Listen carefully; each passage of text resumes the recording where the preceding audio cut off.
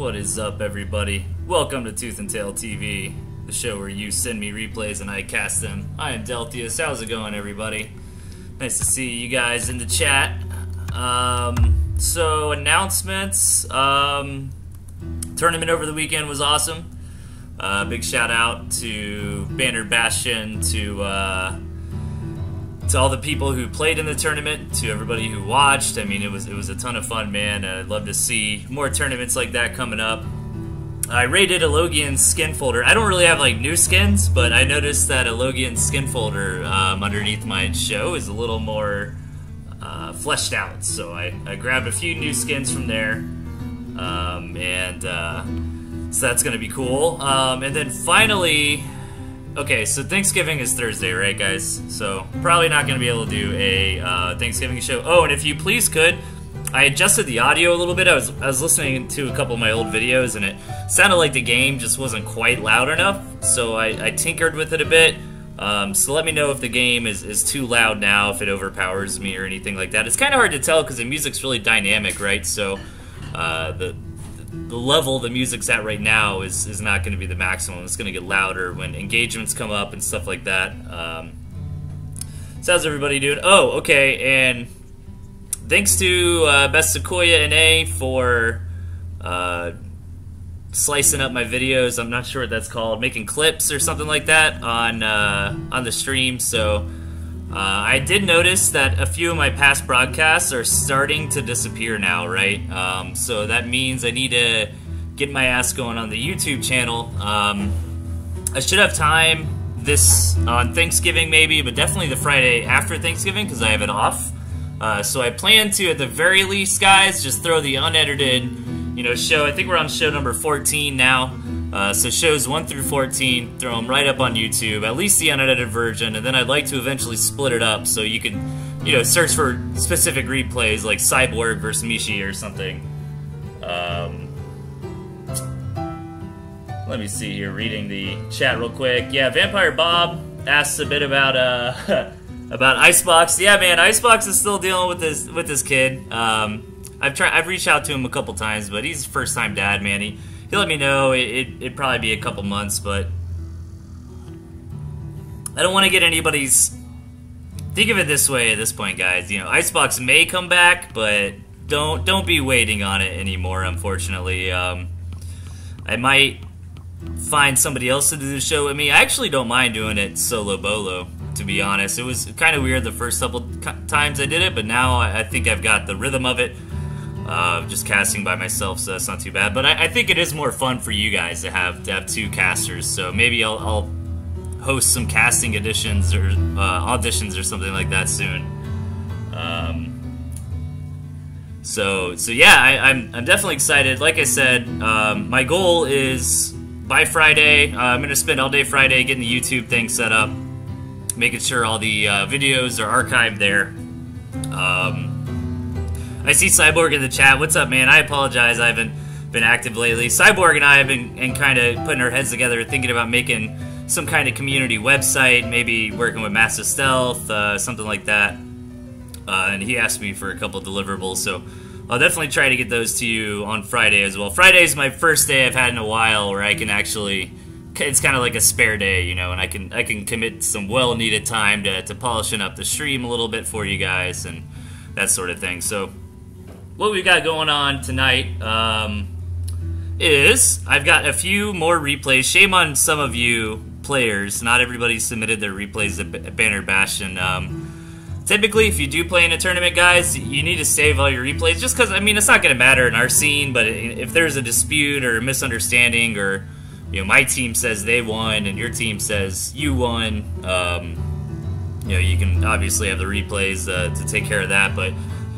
yeah, so I've got a few games from the team Mapgen Lol here. They were vigilant about sending in all their replays, so we've got them versus the Furman Tide, them versus Fresh Squirrels. I've got some other submissions to go into.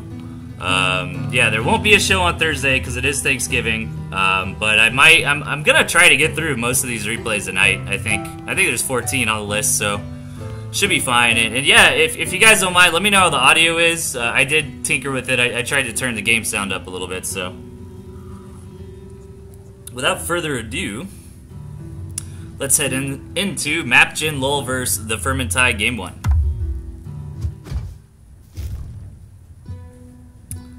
Alright, spawning in the 9 o'clock position is Mishi. And in the 3 o'clock, it's Insane Jester. Oh man, Mishi versus Insane Jester, this is gonna be fun. I really like Insane Jester, man. He's always, he's not always doing the most, buy the book stuff, right? Like, he likes to mess around and just have fun and do crazy builds. Like, you see him with the barbed wire here. I mean, nothing too crazy out of the builds. I really like Mishi trying to use the moles a little more often. I don't know how these players do it, man. I am so in love with tier 3 units. I gotta keep them in my deck, but it's actually really popular to do splits like this. I mean, I'll see guys go, similar to Mishi, maybe not that much on tier 1. Mishi's kind of got this old school DJ Soak kind of deck going on. I want to say maybe back in like September, when the meta game was really tier 1 heavy. It looks like Mishi's going for that, and Mishi did really well using moles in the tournament. I think moles are in a good spot now. The mole rush isn't as strong as it was, which I like, There wasn't a lot of counterplay to the old mole rushes besides just grabbing moles of your own, and that's normally not too good, right? Because in a game like Tooth and Tail where you don't have access to every single unit coming into it, you really don't want it to be like, well, you've got to have this unit with you, Now the mole's in a much more stable position, I feel like. The mole has a good role of like reinforcing attacks or defenses in the mid-game now, so. Okay, so thanks for the feedback, Cyborg. I'll see if I can push up the audio on the game a little bit. But yeah, I did notice it was a little low compared to what it used to be, but it's better if the game is too low than if I'm too low, right? Because if I'm too low, then it's painful. I had a couple old videos, like probably my 4th or 5th show, where I didn't have the levels right, and it felt like that. But nothing going on too crazy so far yet, right? I mean, we kind of established, if you've been watching me for a little while, the meta game I like to talk about is, the players are going to get up to 8 farm, 2 tier 1 warrants. And from there, they're going to go up to about 3 to 5 tier 1 warrants, depending on playstyle, and then they're going to make the big decisions. So right now, nothing crazy going on. Mishi has identified that Insane Jester, built a couple lizards, so he built a few toads to counter that, which is why, if you notice, Insane Jester has the squirrels as well. I've been actually playing almost exclusively with lizards lately, guys. I finally have got a few spare hours lately to play a few matches TNT myself, and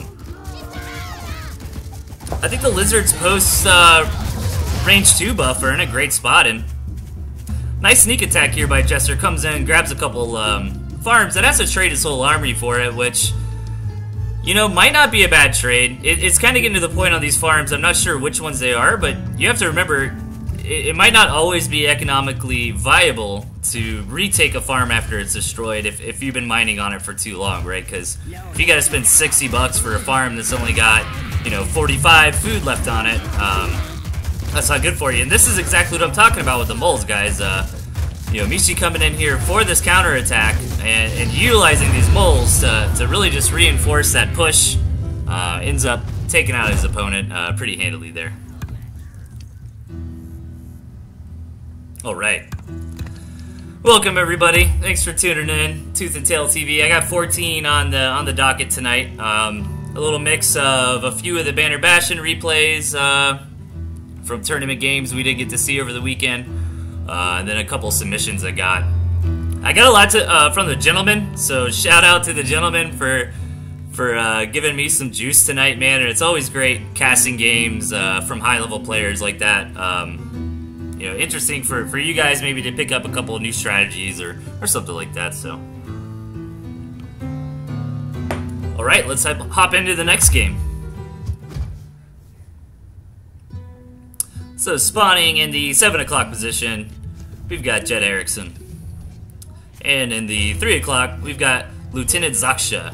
And I think Jed Erickson has been streaming Tooth and Tail, and he talked about doing, started to do some replay casting of his own, which is great, man. Definitely check out his channel, support what he's doing. The more shows like TnTTV we can get, the more little tournaments and stuff we can get, guys, the better for the community. So don't be shy. There's no, you know, if you want to make a casting show, just because I'm already doing it, that doesn't mean anything, man. Go ahead. We need to get casting shows going 7 days a week, you know. I've got Tuesdays and Thursdays covered for now, but there's still a lot of other free time for anyone else who wants to give doing this a shot, man. Hop on it.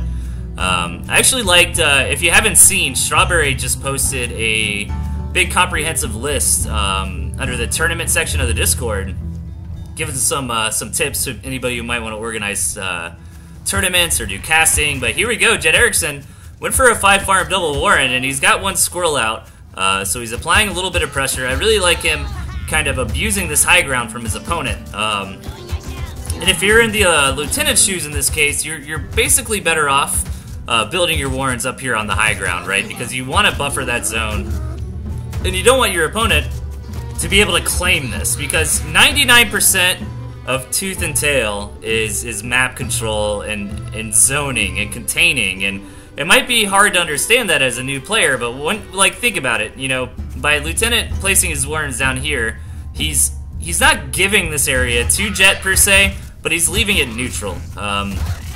So if the Lieutenant would have had his Warrens up on the high ground, he would be claiming that area, claiming that territory, which you really have to do in situations where you're on the low ground, because being on the low ground is just an insane disadvantage. You know, the high ground units typically will get to shoot first, which is a very big deal, because they have vision while your units don't.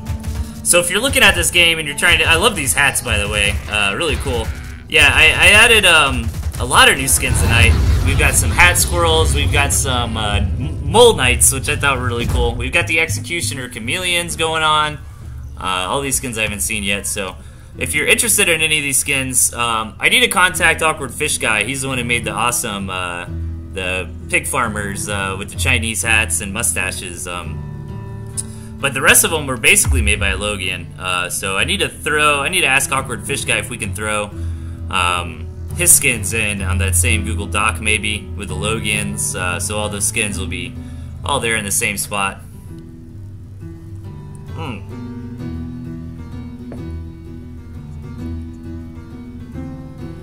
Yes, there is a link to get the skins on the Twitch profile page. If you scroll down underneath the screen, there's a section that says, "What are those awesome skins?" Installing the skins is real easy. I'm not going to walk you through it to keep the show going, but if you ask in the chat, I'm sure somebody would be happy to explain it to you. So, alright, let's hop into the third round of MapGen LOL versus the Vermintide. So this is the 2v2, and we're going to have Jed Erickson and Obscuchin together for MapGen LOL, and Wistful with the Lieutenant for the Vermintide. And I was really impressed by a lot of the 2v2 matches this tournament, man. You got to see some really high-level 2v2 stuff that is really insane, man. Like the amount that communication matters, you know, in a 2v2 match is absolutely incredible. And Lieutenant's not messing around at all. Grabs a gristmill off just 5 farms. That's a very, very early gristmill, guys. Even if you want to do a quick expand, I don't think, and maybe somebody could correct me if I'm wrong, but I don't think it's wise to take an additional gristmill until you saturate out your first base, because you're basically paying, like, imagine if you threw 1 farm down on that gristmill right now, so you're paying 120 food for 1 farm, for example, but, you know, that doesn't talk about the territory increase that you get from the gristmill, right? So that's another thing to consider as well. You might sometimes take a forward gristmill to try to set up a defensive territory, something along those lines, but man, I really hope Lieutenant Zashka gets to the late game here, because Wolf and Fox together, my oh my, that could be absolutely devastating again. So far, so good. I mean, nothing really crazy has happened yet. It's just this expansion, and is Obscuchin gonna see it? He scouts it out immediately, so that's gonna be very difficult for the Vermintide here to come in to defend, because they're gonna have, if you look, excuse me. If you look at the mini-map, I mean, look how far they've got to walk to get to this base and defend it. So with just 3 squirrels, I imagine Obscuchin's going to be able to come in here and knock that out. And that is going to trigger a counterattack, however. from the Vermintide. Wistful coming in with a significant amount of squirrels, but he did come in before his partner joined him, and Jet Erickson does have the defender's advantage there. And nice, since Obscution's couple squirrels over here were already attacking the Gristmill, he was able to kind of rally these around to get them to the front line without pulling back, just by issuing attack commands. So pretty cool to see little things like that going on. And Obscution being the first one here, deciding to go up to tier 2, and you know, this map is pretty rough for a Vermintide team here, right? I mean, they're kind of stuck in this pocket, and to get out is going to be difficult no matter what way you split it. In fact, I would say this map is extremely favored for Jet Erickson and Obscution. And that's okay. That doesn't always mean everything, guys. You know, I've played a lot of games on the ladder and won them in the past day or two where I'm looking at the map saying, you know, this is definitely not favored for me in the least bit, but you can figure out ways to get around that. I mean, if you take some good engagements, I love this play out of Obscution, really just abusing this high ground over here with this Ferret, but you know, if you go for a one base all in kind of strategy, is really your only option. Unfortunately, it's situations like this, but it could pay off. You know, if Obscution and Jet Erickson, and how you're gonna pull that off, guys, is imagine Jet and Obscution went to take a couple of these Gristmills over here, threw a few farms down. Well, you want to go in the timing attack window. Before, well, those farms are still like in the investment phase, right? Before they're actually generating money for you. And you know, Lieutenant Zashka throwing it on the table here and building up 2 wolves immediately. So those are some pretty early wolves. That could make a huge difference in the strength of his army if they're able to get out. But we'll have to see if Obscution and Jet Erickson sit around and let that happen. And Obscution right now doesn't seem interested in ending the game. He's got that expansion, and Vermintide coming in for the big attack here.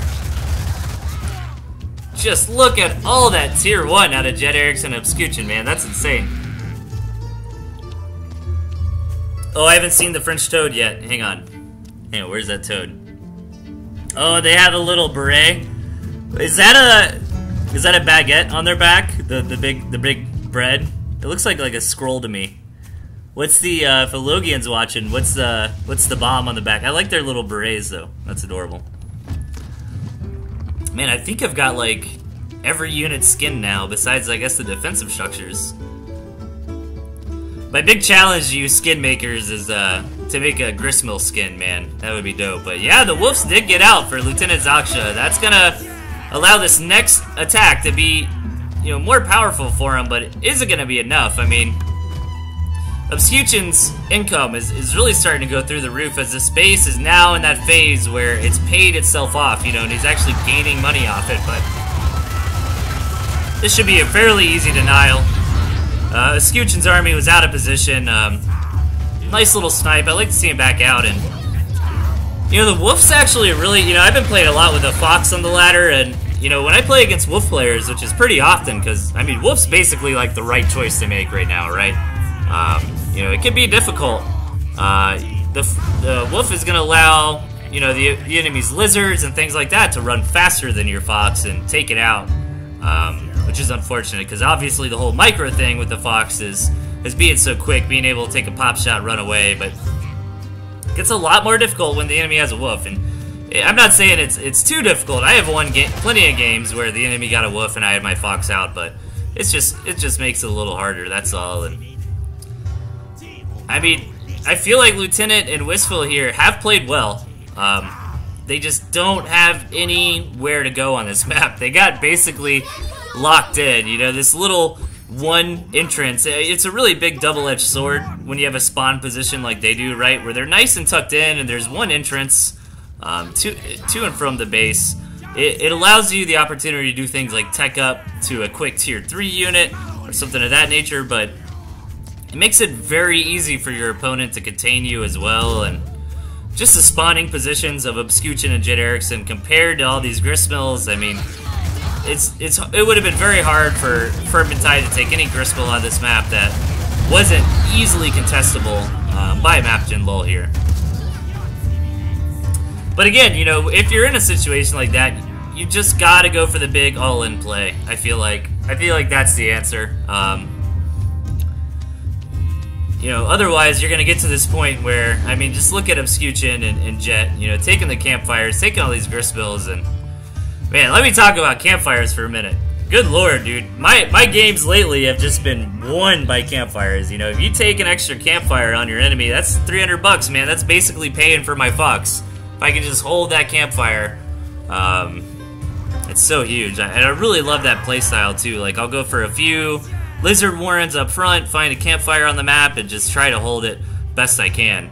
That gives you a really good advantage, man. More than I thought by casting the games, but now that I've got a chance, dude, is that okay? 2 wolves and 2 foxes total. I thought he would 3 wolves for a second there, but Obscuchin's got 3 wolves, so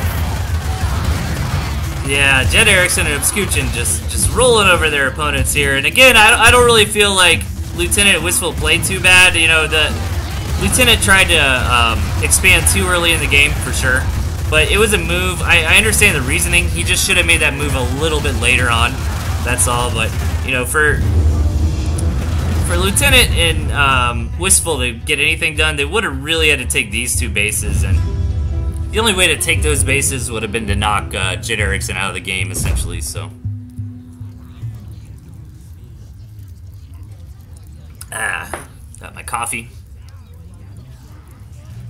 It's a rigged baguette.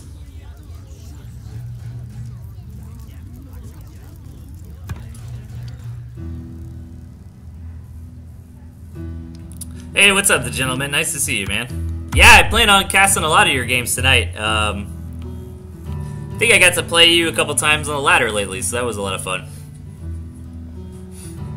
Okay, now we're gonna go up into get up on Map Jinlol versus Fresh Squirrels, game number 1. Fresh Squirrels did amazing in the tournament. Oh my god, they were all new players too. That's insane, man. They rose up through they essentially came in 3rd place. You know, for a team of 3 brand new players, that is incredible.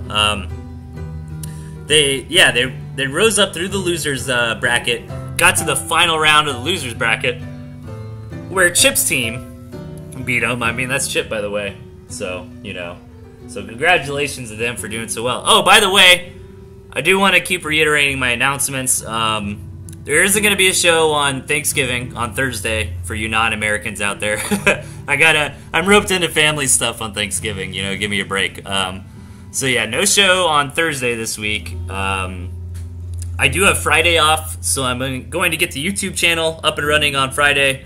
I'm going to at least post every one of my archived shows on there, because I noticed they're starting to get deleted in the Twitch profile for being too old. So I want to make sure everybody can check out those old games whenever they want. Oh, and I'm giving out mod stuff too. I need more mods, guys. I think I promoted a couple already, but I didn't want to just make people mods who don't want to be mods. So if you want to be a mod, let me know, and I'll probably just make you one. So cool. Without further ado, let's hop into Map Jinlol versus Fresh Squirrels. Okay, spawning about center of the map, we've got Mishi. And in the 6 o'clock, we've got Kaboomware. Okay, so, interesting spawn. Like, you don't really see that middle of the map spawn too much. I mean, I like Mishi's position. Off the bat, I've been seeing Mishi run this certain deck style a lot. I think Mishi's got a couple of different builds up his sleeve, which I really like. And if you're a tournament player, man, you really need to think about having more than just one build down. Like, I've had some good success running a specific build on the ladder the last couple days, but it's really rigid. It's like the same deck choice every single time, right? And I've noticed a couple different deck choices out of Mishi, so that's really cool to see. And man, Mishi did this to me like a month ago on the ladder. I'm surprised he's still doing it now. Going for a 5-farm tier 2 Warren. It's probably going to get immediately scouted out by a Kaboom here. No, he doesn't actually dive deep enough into Mishi's base to see it, so we've got a game on our hands, boys. This is going to be fun. Have to see how that snake gets utilized, and Yeah, Mishi really popularized this build earlier in the previous meta, back when the snakes could still hit turrets. And I saw somebody on the ladder last night when I was playing. I kind of went against the same like top level player a lot, and he or she kept doing a build similar to this. You get all his farms out, but then build a lot of snakes and pigeons. And I kind of take a little positioning on the map, build a few turrets, and then it's almost like they hadn't played in a couple of weeks or something, and they're like, "Oh yeah, snakes can't hit buildings anymore." So it's pretty funny. But let's see how much Mishi can get done with just this one snake and the pigeon. Looks like that pigeon did fall very quickly, but good micro out of Mishi. Gets a couple squirrel kills with that snake and keeps it alive. So if Mishi would have lost that snake there, guys, it basically would have been the end of the world. But this game is pretty unique so far, as you know, both players are forced to get a lot of army out before able to go up to those 8 farms. So nice, you know, stacking of the poison on multiple squirrels for the most part. One snake does go down, but Mishi manages to get some good target fire there, some good micro, and because if you guys weren't aware, it's just 1 stack of poison to kill a squirrel, guys. So that snake hits a squirrel 1 time, they're game over. You'll see if 2 stacks gonna get a pig. Looks like it will. Boom, very nice. Man, really unique game. I can't say I've seen a whole lot like it. That's for sure. So finally getting up to 8 farms is both these players, and Kaboom War just trying to hang on with a really standard kind of build. And yeah, this is exactly all he needs to do, man. That 1 turret is gonna just shut down this whole play out of Mishi, because those snakes can't hurt turrets anymore, right? So Mishi's gonna have to go back home with his tail tucked between his legs and build a couple squirrels to reinforce those snakes. And hey Mishi, do you think I should show that game we just played? I don't know, that'd be weird trying to cast the game I was in, but it was a really cool game. Yeah, I played a game with Mishi right before the stream started. It was some Fox versus Fox action. It was some pretty fun stuff, but yeah, you know, the ferret actually makes a lot of sense with Mishi's build coming out here, you know, because as I was just saying, the snakes really can't do anything against that turret, but I think we all know what unit's pretty good against turrets, right? And that would be the ferret. So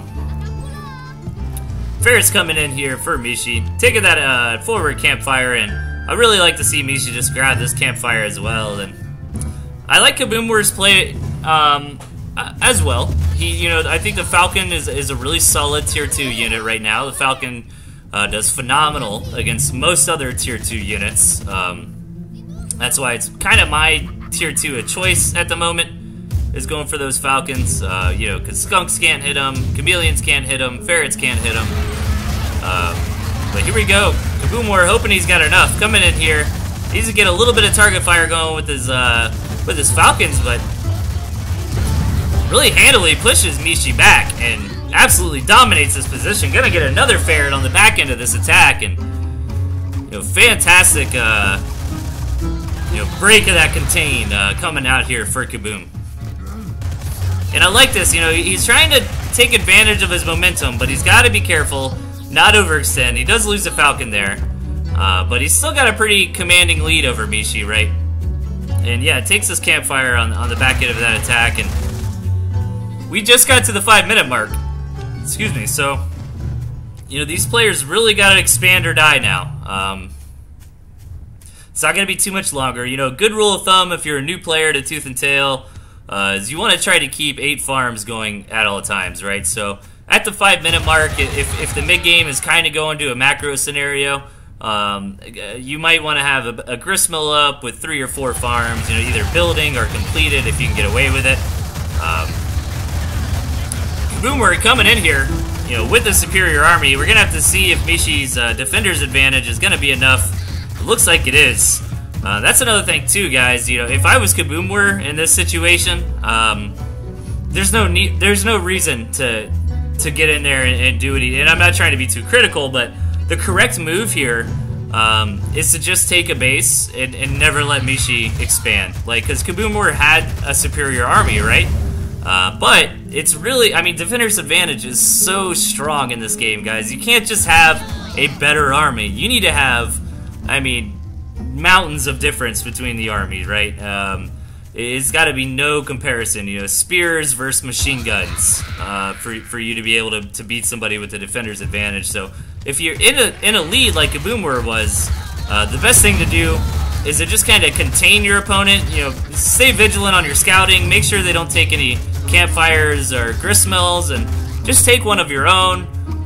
You know, throw a few farms on it, and kind of just sit back and chill. The way it works in RTS games is, you know, if I get ahead, it's on my opponent to get something done, right? So, just trying to delve deeper into that. What happened was Kaboom got ahead, right, by taking that fantastic engagement when Mishi had him pushed up here and pushed Mishi back to his base, took this campfire from Mishi. So Kaboom had a really big lead there. So if you just let the RTS game play out, in theory he should win. Which puts the, you know, the responsibility to make a play on Mishi in that situation. So all Kaboom has to do is kick back, relax, and Mishi's the one who's really got to formulate a plan to win in that situation. And it's really easy in Tooth and Tail to throw your lead away because defender's advantage is so strong, man. The unit's AI isn't that great. They'll attack buildings. You know, I think even when another unit's attacking them, sometimes they'll just attack buildings, and that's by design, you know. But it's really, there really is an art to it as well. It's not that simple. You don't always want to just kick back, and you need to be able to identify, like Chip is one of those players that does it really well. Chip will come in when he knows, like, he'll just snap his fingers and be like, okay, I am just enough ahead of you at this point in the game to be able to come in here and kill you. And that's another really good sense you gotta have, but it's the balance, right? Because if you make that call incorrectly, the opponent gets the defender's advantage, then boom, you trade ineffectively. So, not picking on Kaboom or anything there at all. He played great, but just some advice, you know, in general for new players. All right, so I think we're on the third game here. Yeah, let's do it. This should be the 2v2.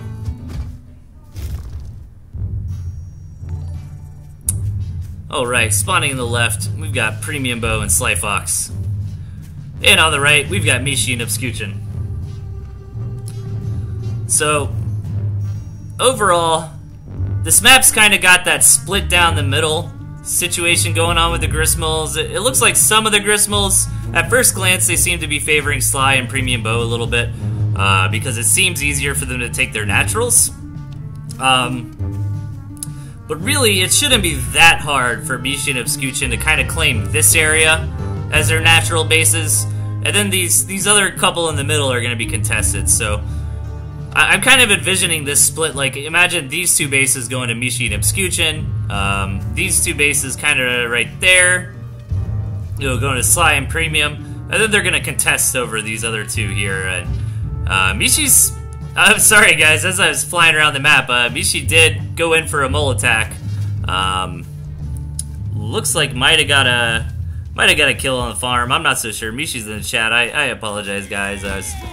Most of the time I gotta fill a little bit of time in these early games, but every now and then you got players like Mishi and DJ Soak who keep it interesting in the early game, trying to do stuff. Oh, the Mole Knight skin. Let's see it. He's off for the Crusades. I actually really like that skin. That's a good one. Little Dark Souls mole, man. All about those campfires. So Mishi and Obscution are gonna try to abuse this. I think the range is just barely not there for. Oh, the one squirrel could just barely poke down on that Warren, but hey, that's all he needs to do. That will eventually kill it. And Sly Fox is gonna go ahead and sell that off preemptively. So Premium Bow and Sly just kind of have to survive this big engagement, not take too much damage, get up in economy, and the game should stabilize a little bit. But Mishi and Obscution already getting some damage on. A couple farms going down here for Sly Fox. Damn, 3 farms. I love these really scrappy early games, man. Like, don't be afraid to attack. Like, I kind of picked it up. I think it was the gentleman who kicked my ass with this on the ladder, and I kind of realized it implemented in my play. You know, if you go for like a 5-farm Warren, and your opponent goes greedy, you will be able to go in there, kill a pig. In some situations, even live with all 3 units. So going for like a 5-farm Warren play seems pretty good, and you can even like time when you queue up the rest of your farms and make sure that you're not blocking any production, or vice versa. Like if you go for a 5-farm Warren opening, your opponent scouts it, maybe gets a 6-farm in response, you can block production of the units out of that Warren, or just sell that Warren, go up to 8 farms. I mean, doing things like that in the early game is part of the beauty of this. But here we go. I mean, that looked like a good engagement for Premium Bow, able to get onto most of the squirrels of Mishi, but Obscution's reinforcing units is just too much, and this attack is really just building on the momentum of the damage that Obscution and Mishi already got, already dealt earlier in the game, and it looks like they're about to just knock Sly right out of this match. Boom.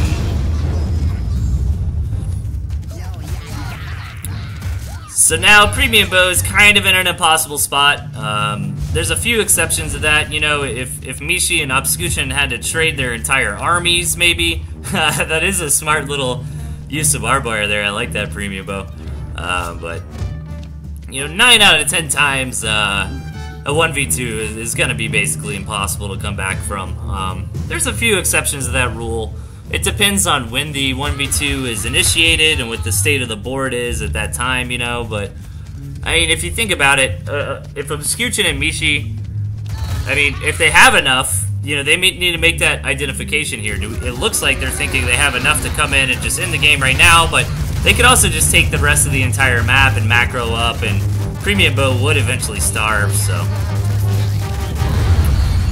Great 2v2. Short and sweet for a 2v2, man. That was, damn, yeah, that was like a 432, 433 game. Cool.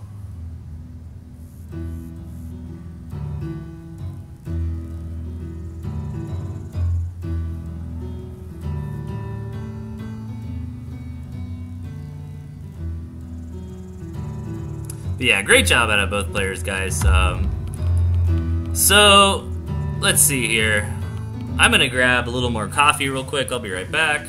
And then we're gonna do, I don't think this game was from the tournament. It looked like it might have been Premium Bow and Sly Fox training for the tournament. Correct me if I'm wrong, but I don't think I recognized the names of their opponents. But give me about 30 seconds. Just gonna grab a little more to drink here.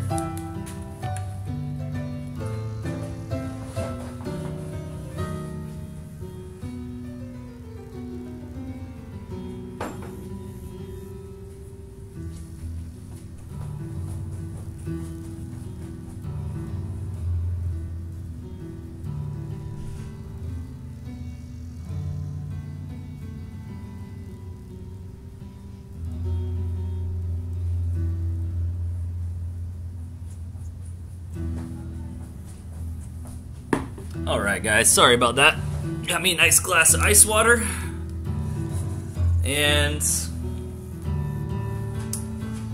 yeah, we are going, I know man, I'm sorry, I was rambling on in that early game while Mishi was getting all kinds of work done with moles, so I apologize about that, guys. But alright, yeah, I don't think this one's from the tournament, but it was submitted, just regular submission, so let's hop into it.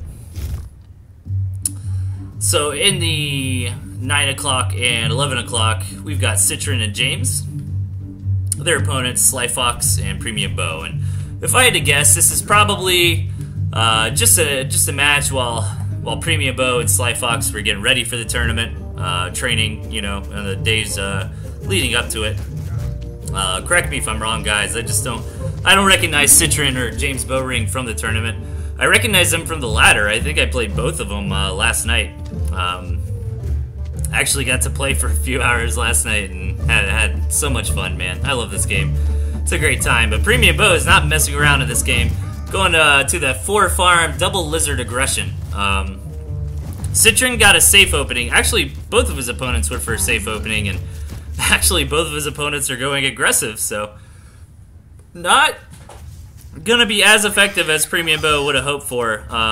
Still a good build idea from Premium Bow. I mean, it could work out, don't get me wrong, but Premium Bow is really hoping to catch his opponents with their pants down, you know, going for something like 8 farm rush, something like that, which these 6 lizards at this phase of the game would have absolutely dominated. But I think all these players kind of identified how small this map is. It is a very small map, especially for a 2v2. I mean, this would be a reasonably sized map for a 1v1, you know, so I think it's really smart out of all these players to build a couple warrants before getting their 8 farms, you know, just in case. And we'll have to see if either team, you know, gets together and forms a big attack here. He goes for some strong early aggression, or perhaps these teams just want to get up to the mid game, maybe build a tier 2 unit. Just got to really see what the decision making is going to be. And Yellow trying to run in for attack, but Premium in position, and so is his ally Slyfox there. So not a lot done for James in that regard. And right now, okay, there we go. So Slyfox giving me something else to talk about in this game, right? And he's going for a pretty quick expansion. I like the little, you know, the 1 turret up there. I'd even like to see maybe 1 turret around there. And Premium Bow perhaps follow suit with an expansion of his own here shortly. And we'll have to see what Citron and James Bowring decide to go for. I mean, they have this nice little campfire available to them. Looks like Citron wants to snag that, but units keep getting built. There he goes. James, I haven't seen what he's going up for yet. And I feel like the gristmills on this map are definitely favored for Slyfox and Premium Bow. James and Citron have this one available to them, which seems okay, but this is really going to be the no man land, right? So splitting the map like that basically puts all the gristmills on Sly and Premium side of the board here. And you know, James realizes that, tries to sneak the 6 o'clock base. I love stuff like this. If they got to be really careful to not give that away and kind of cross their fingers and hope Premium Bow and Slyfox don't decide to expand down there themselves, or go scout that or anything of that nature. So Citron and James decide now is the time to pull the trigger, and coming in here for a really effective attack so far. You know, this lizard count out of Citron is certainly impressive. It gets a ton of damage done, but starting to overextend. Yeah, he realizes that and starts heading home. But overall, I'd say that seemed pretty favorable for James and Citron.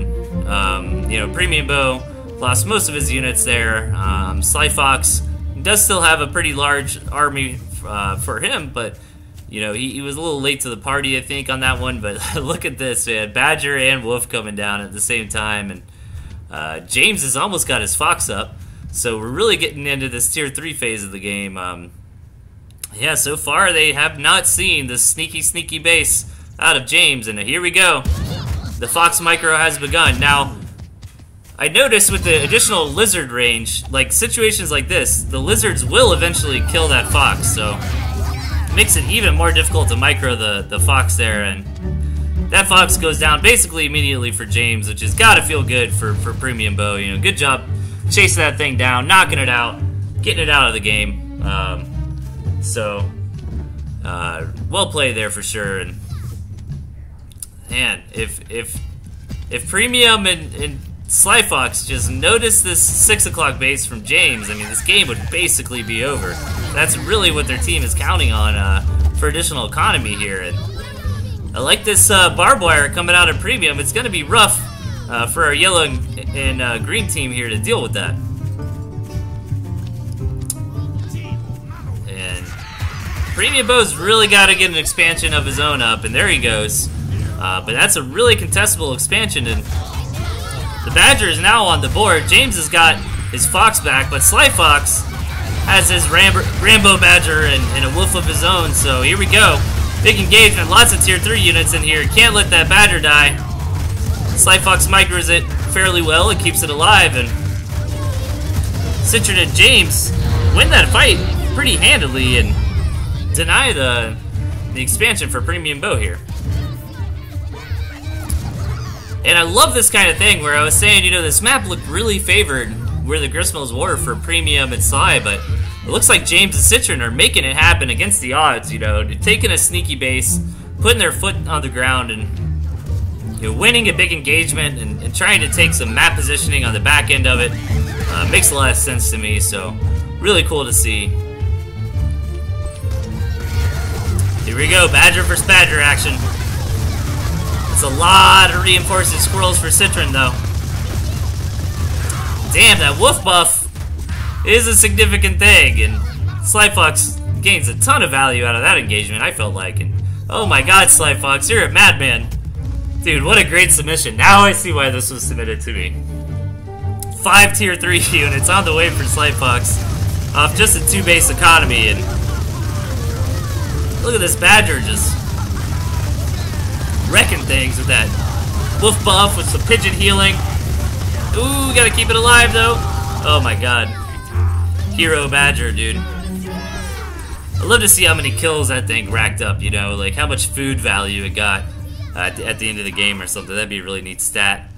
Yeah, I feel like, you know, Premium really kept the game going for him and his teammate. Bought a lot of time for Slyfox to get up some of these big and deadly units.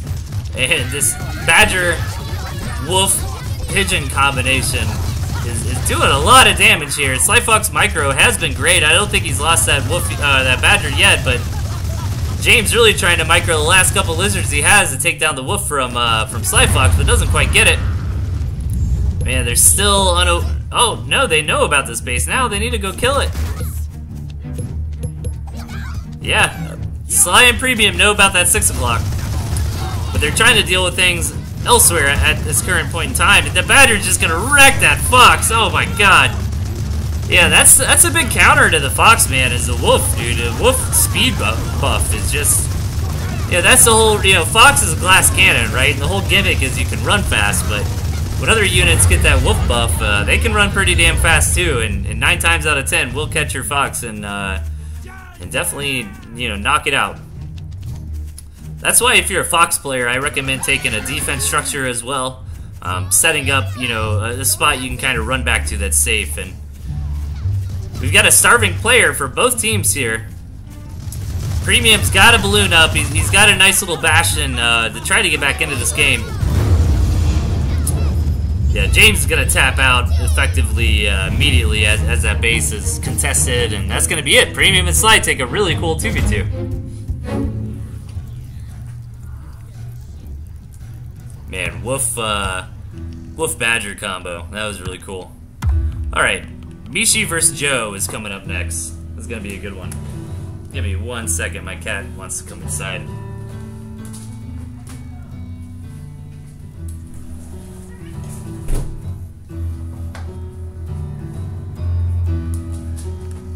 Alright, I'm back. How we doing on time? So far, so good. We're hammering through them, guys. I'd like to get through 14 tonight. That's the goal, so let's keep it moving. Mishi vs. Joe.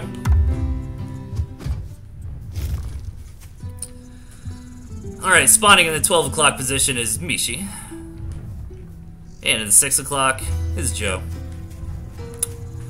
Interesting build out of Mishi here, man. He's got the moles, he's got the Badger, which is kind of an old school pick right now. It's kind of out of the meta, but that doesn't mean it's bad. And Mishi coming in here with these signature mole rushes he's been liking to do. And I have to see if he's able to kill this pig with the mole. Looks like he'll be able to sneak away with that mole, which is going to allow him to sell it eventually. So great play out of Mishi there. And from here, you know, Mishi's just going to transition into a standard game, you know, with a slight advantage is what I'd imagine. And thanks for the follow, Fancy Bad. I appreciate it, man. So at this point, Joe is just trying to recover. A good move to make against an opponent who goes for a mole rush 9 times out of 10 is to put on aggression. Like if Joe would have, you know, single warrened or double warrened on after losing his farm, that's one way to go about it. But you know, macroing up is a pretty good way too, right? Like if he just gets up to 8 farms as quick as he can. I mean, Mishi will have a slight lead, But as the game gets longer and longer, that lead's going to mean less and less. So both players have the capability to try to like get out on the map, draw some battle lines with the balloons, and rush up to a tier 3 unit. Mishi going for this campfire. Guys, man, campfires are not insignificant. I mean, good lord, you know, I've casted a lot more than I've played lately. So I've kind of seen campfires as I've been casting, like, oh yeah, you know, might as well take it.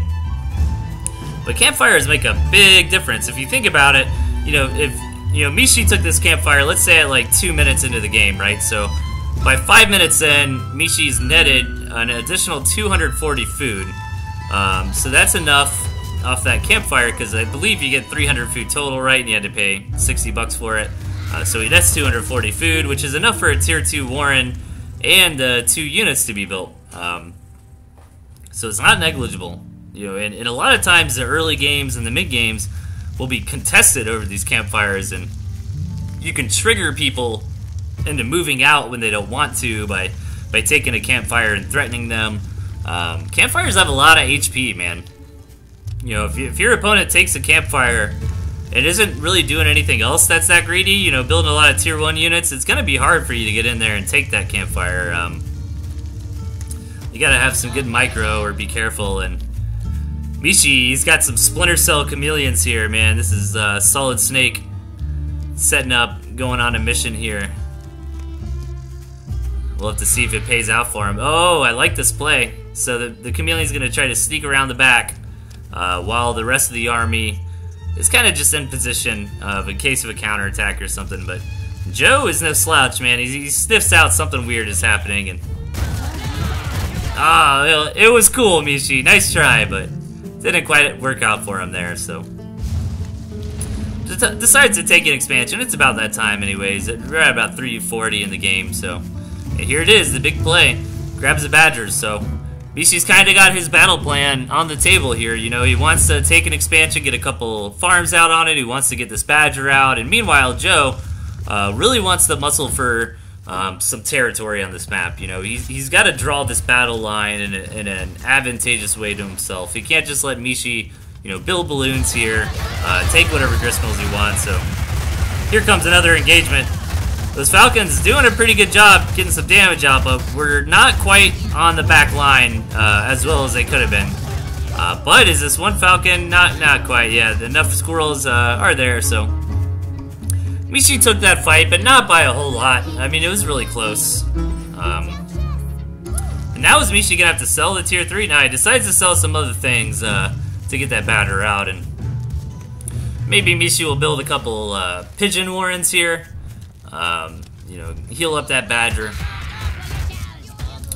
And, you know, Joe's not in a bad spot himself. He's got a decent army out. He's got some Falcons on the way. He's building a couple farms, right? But this one balloon is just adding so much to the map control for Mishi here. And I feel like balloons are a little more... They're not as threatening as people think they are, right? Like, if Joe attacked in here and then focus fired that balloon with his Falcons, that balloon would go down really quickly. But they're intimidating. I mean, they get a lot of free pop shots on if you kind of dance around them too much, you know? If you poke in and poke out, you know, they're gonna get some value for sure. And speaking of dancing, the dancing has begun, and now that Mishi's got his Badger out, he's ready to come in here and start threatening his opponent. Joe's just kind of trying to muscle for position, try to draw this fight out away from the balloon as much as possible, but decides to go ahead and sack the gristmill, which is going to be rough for him. It's going to put him very behind Mishi, and he's also got to... He really can't lose this battle for map control over this area, right? And he's going to have to take that gristmill, sure. But Mishi's building up a lot of momentum here. You know, Mishi's won several engagements, managed to keep his expensive Badger unit alive. Gets targeted down by Joe. Good targeting out of his Falcons, for sure. And finally, Joe takes an engagement that he's been looking for, that he needed to stay alive in this game.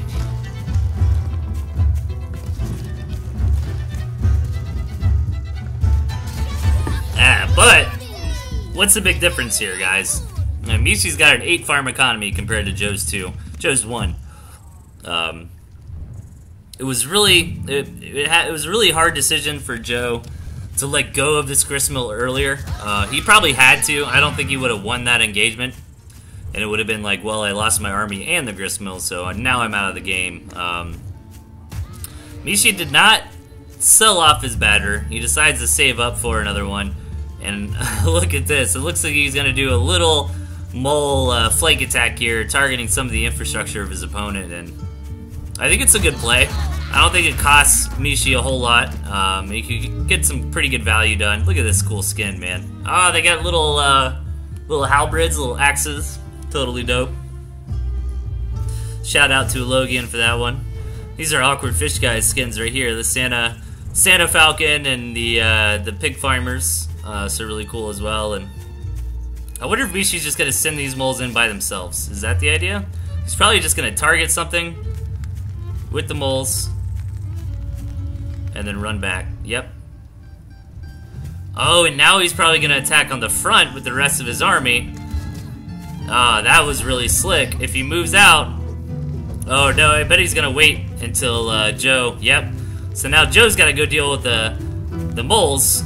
Now Mishi's gonna move in, be able to take this balloon out for free.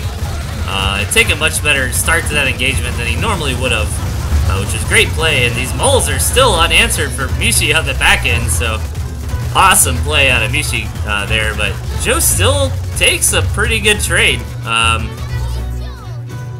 You know, for how ahead Mishi has been in economy for the majority of the game, you gotta hand it to Joe, man. He's been taking some very good trades. You know, target firing well, thinking about his positioning, but overall he knows he doesn't have the economy, and those moles did such a good job taking out the infrastructure.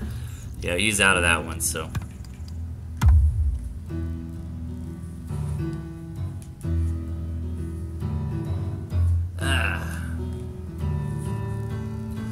How's it going, everybody? Just reading the chat a little bit. Yeah, that was really good mole play, guys. That really shows you how to do those flank attacks, which is difficult to pull off in TNT, but incredibly powerful. And especially, you know, when you do a flank attack like that, you know, you hit their infrastructure on one side, and then you come in with your main army on the other. Really cool. So we have a 2v2 we're gonna go into next.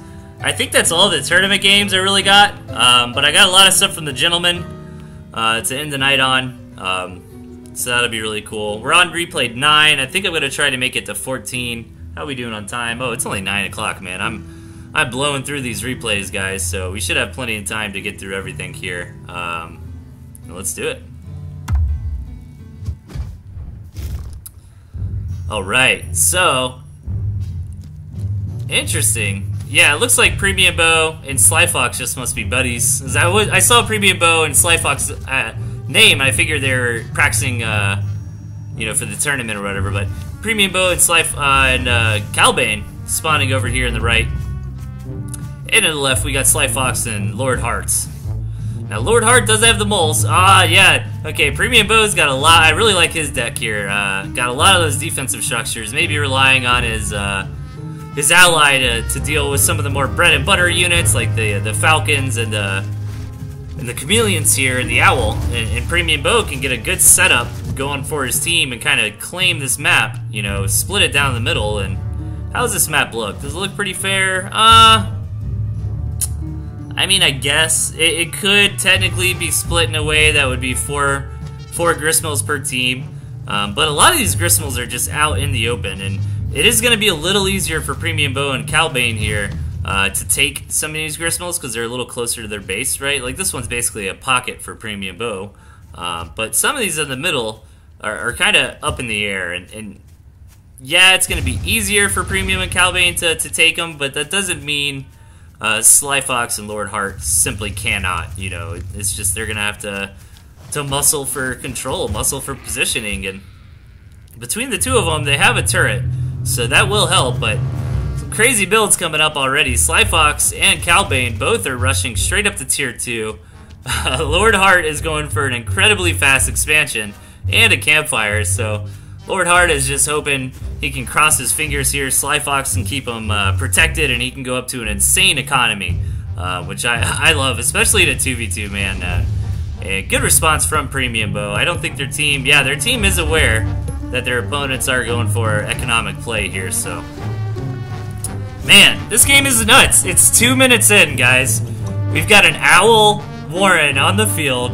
We've got 2 expansions, a campfire. I mean, this is absolutely insane. I love it. Some glorious water here, so. Damn, dude, such a fast owl out of Calbane. Good job saving up his money, too, to make sure, build that owl right when or as fast as humanly possible. And I like the choice out of lizards here from Lord Hart. Just that added mobility kind of helps him protect the space. It's a little further away. And excuse me. Not only did he take this expansion, but he's really saturating the hell out of it too. And I mean, I guess he hasn't taken all the bases on his main. And actually, it looks like I missed a successful attack from Sly Fox there, taking out a couple of the pigs from Lord Hart. But Lord Hart's got so many farms, I don't think he's that worried about it. But the real story is happening from Sly Fox here. Coming into Premium Bow, trying to take out this expansion, and that barbed wire line is nice, but not in the right spot to defend that expansion, so it does go down. Sly Fox pushing the issue here. This owl is almost done for Calbane at, 3 minutes and 30 seconds of the game. Pretty standard owl timing, right, guys? This attack out of Sly Fox is relentless, man. He is not giving up. The skunks make it very hard to defend this just with tier 1. And that owl is not immediately useful. That owl's got to build up a couple mice before it can really do anything, so. Calbane and Premium Bow doing a pretty good job of recovering there, though, right? They're like, you know what, okay, you got an expansion, no big deal. We can take a couple more. We're going to be fine. And Sly Fox is the only one who has not taken a base yet. I'd like to see him maybe take that one. See if they'd be the best, but he's really cocky, man. He's moving out by himself, but he's only running into Calbane's army at this point, so not the biggest deal in the world. And Premium Bow was maimed pretty hard from that last attack, but has enough to come in here and help his army out. Great flank attack coming in from Premium Bow, wrapping around, getting some nice surface area on his enemy's units there, so. Because units have to, find, correct me if I'm wrong, but I'm pretty sure I'm right about this. Units have to find a block. See how they're all kind of on their own block? They have to find a block before they can attack. So if you have a lot of units that are, bunched up, it's not all the units going to be able to attack at once. And that's why there's that concave and convex relationship where, you could have 2 armies that are the same, but the army that gets the better surface area on the other army is going to win. Great use of this owl, denying these expansions from his opponent. Using these mice, hey, why not? They're free units. You need to be really vigilant if you are an owl player too, by the way, to spin those mice about once every minute. Otherwise, you're wasting value that you could have been getting. But Calbane is kind of stuck in a corner here. Oh, does he manage to get the owl out alive? Oh my God! Oh, maybe not. Lord Hart's still chasing, but the chase, it might be the doom for the yellow and red team here. Wow, the owl stays alive, running all over Premium Bow's main base here, but that's okay. Premium does have a well-saturated expansion at this point. He doesn't have a whole lot of army to his name, but he's got the economy to start building one up, so. Damn, man. That owl lived for quite some time. That was a very valiant effort indeed from Calbane to keep that thing going. And we're kind of getting scrappy here. Lord Hart taking this base so early, mining out that campfire. The advantage is really starting to show in his army, and I think all he's waiting on here is for that wolf to come out, and that's probably going to be his trigger to move out on the map and start hopefully taking out his opponents. And lots of turrets, but these turrets are no longer effective once the opponent has ferrets. If you're against somebody who has ferrets and you have turrets, unless you're just desperately trying to buy time, you might as well just sell them. The ferrets are going to be able to take those turrets out for free. But there is something to be said about letting the ferrets take out the turrets anyways if it buys you time. You know, maybe to get out that tier 3 unit you've been waiting on or something. I just love how back and forth these guys are, really showcasing how important control of the middle of the map is. You know, these guys have been fighting tooth and nail to control that back and forth all game long. So, damn. But Slyfox, you know, some good decision making, some good army composition, manages to constantly get in there and get things done. So, I don't know. I mean, it feels pretty even right now. I mean, Lord Hart has been on 11 this entire game, you know, just cranked up, going crazy, and Slyfox has been doing well, but Slyfox was never able to maintain an expansion, right? And yeah, they did a lot of damage to Premium Bow in the early game, but he was able to bounce back, take an expansion, recover, and now, you know, this army that Slyfox has might be his last one. It's just kind of a shame that Lord Hart took the Gristmill, right? Because Slyfox really needed that one, and I actually like this decision out of Slyfox to take that 3 o'clock base. That makes a lot of sense. It's kind of tucked away.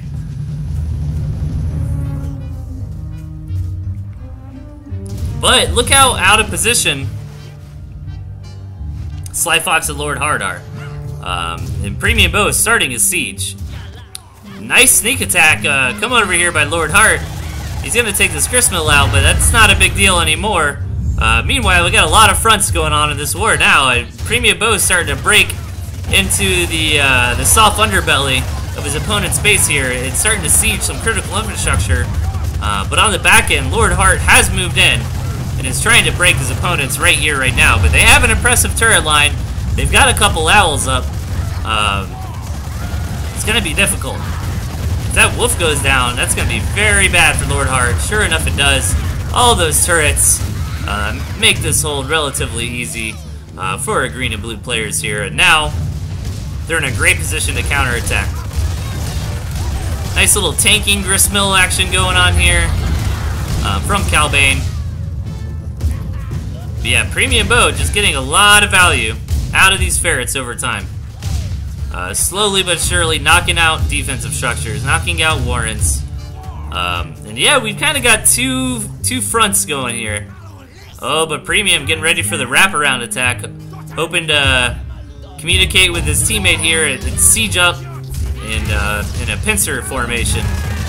Hopefully take out Red's Slyfox, his Wolf, his important tier 2 units. Man, what a crazy game. Now we've got some chameleons in play. It's interesting that like all of these Gristmills here in the middle are just basically impossible to take. They're just too contestable. Both teams have tried to take them over and over, but to not, you know, not to really any value, unfortunately, constantly being denied by each other over and over. And Slyfox being careful about committing to economy, you know. This has actually became a low economy game. Now that we're 10 minutes into it, Calbane's got 4 farms left, and that is it. And slowly but surely, Premium Bow is just knocking out the rest of this infrastructure for his opponents, and this is getting crazy, man. Premium and Lord Hart are both starving now. Premium's got the money, though. He needs to throw down a Gristmill now. And Lord Hart is sent to the kitchens. I think he just quit. I didn't see anything that would have killed him off. Maybe he knew it's donezo this game and decided to tap out, so we'll speed it up a little bit and watch Calbane come in here and wreck his opponent with all these mice.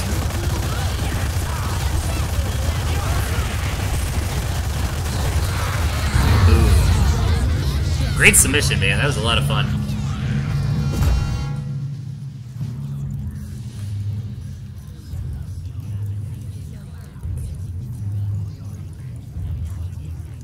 All right. Oh yeah, we're doing great on time, guys. I will definitely be able to get to all these games tonight. Welcome, everybody. If you're just joining us, this is TnTTV. If it's your first time here, I'm Delthius. We do this every Tuesday, Thursday night, 8 p.m. EST. Just having fun, man. You guys submit me replays, and I'll cast them and talk about them. Is this the game that I think it is? I might do something crazy here. Okay. What do you think, Michi?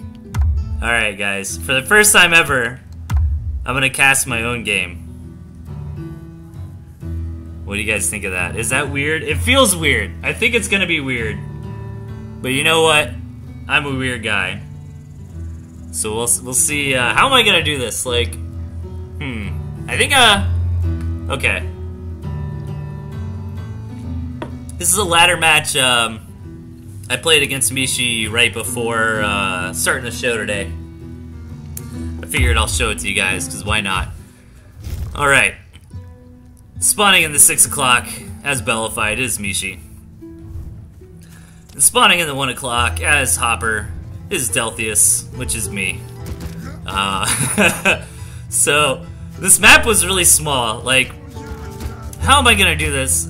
Casting my own game. So, alright, this map is really small. I know Michi's into moles and stuff right now, so I see he's got the mole going on. I wasn't sure exactly how to defend against this, so I canceled my farm. I built a warren, and then I built a turret, and I know this turret's not going to get up. It was to just buy some time, but that was 20 food he got there for free. And I think that's going to be it. Ooh, and I did kill that mole, so that's pretty big. So now my plan was to get up my 3 lizards, and I was trying to be careful not to block them, you know, by gearing up a farm or anything. And Michi's being much more vigilant on his scouting. I kind of wanted to respond to the mole rush with aggression. So my plan at this point was rack up about 4 lizards, queue up a farm, and move out, see if I can maybe take out a farm of my opponents. So I come in here with my lizards. I tried to focus fire down that lizard, kill a pig, and get the hell out of here. That was the goal. Oh, I think I got 2. I'm sure Michi probably canceled that one. But I think that's a good response to if your opponent builds moles and maybe even gets some damage done on you, just counterattack. And from there I felt pretty safe. So I sold one of my warrens off and took the rest of my farms, just to get a little ahead. And then, yeah, these campfires, man. No, yeah, I think I was still scouting the map, but I want to take those campfires soon. But I've found out that, like, you know, 1 warren and then campfires is a little too greedy. I feel like if you're going to take a quick campfire, you get out 2 tier 1 warrens, and you can get them pretty effectively. And you know, Michi's basically going for the same thing at this point, trying to get up some of his own economy, trying to get up a couple warrens. So yeah, I stacked the campfire. I just love taking campfires, man, especially early campfires. You're narrating, not casting. I know, man. I don't know how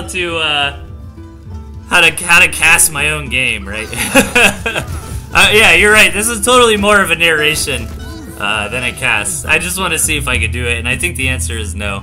But I thought it was a really fun game that I played, and so what am I thinking? Oh yeah, at this point, I want to hide my wolf, or my fox rather. I think I did scout the balloon. No, okay, I hadn't scouted the balloon, but I just decided to YOLO up that fox, man. I like doing stuff like that. I think it's really fun to be greedy and to get out some big key units. And I know Michi's a madman himself. He did a great job. I was so mad at you right there, Michi. I was trying to deny that scout so hard. But he does get in there and sees my fox, throws out a fox of his own, but he's got the balloon for defense. So I think at this point I just grabbed the other campfire. I'm like, okay, if you're gonna build some defense, I'm just gonna macro up a bit, try to get an economic lead. And essentially at this point I'm floating my money for my fox. I get my fox, and the idea is to move out once the fox is done. and maybe set up a contain. Nice little attack from Mishi over here. Took out my campfire, that bastard.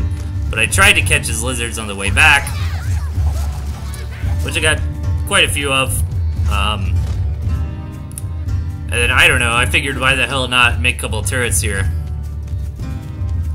So we have a little turret war going on. Mishi tries to deny my turrets. You gotta be really careful in situations like this against a balloon player who's really good, like Mishi, to not let your commander get sniped. So yeah, I lost a lot of money doing this. I think like 2 or 3 of those turrets went down. So I decided eventually to throw those turrets up on the low ground and try to set up a contain against Mishi. That's kind of like the double-edged sword of going for defensive structures. Is now I'm like, okay, I'll try to take the rest of the map, and I get my fox out. I'm not even aware of his fox. Yeah, I hadn't been able to get past that balloon to go scout. Balloon's a pain in the ass against the fox too, man. Like, balloon I think does really well against fox, obviously. Chameleons do really well. But I thought it was cool we got into this fox versus fox situation. I don't feel like Mishi was as behind as he might have felt. I mean, I did get some falcons out. I took a farm because why not? And now we start sniping the crap out of each other. Ooh. Try to get his fox.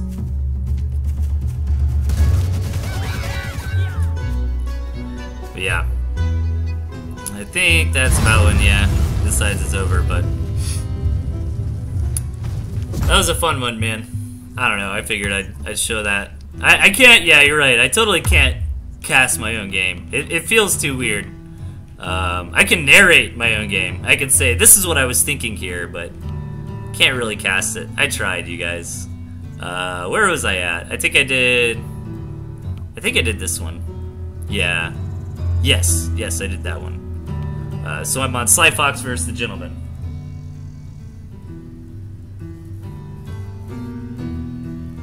Oh yeah, the Fox duel during the release, man. I love the Fox.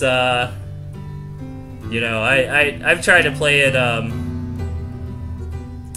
try to play it no matter what section it is. There, you know, right now the meta is kind of more like the wolf, you know, but that doesn't mean like, if I'm being perfectly honest, or maybe ask somebody better than me, like the Gentleman's in the chat, Mishi's in the chat. I mean, what units are just like total crap right now? I mean, mines, but mines kind of have a niche. I don't know. I don't think you can just say like Uncle Butters is strictly bad.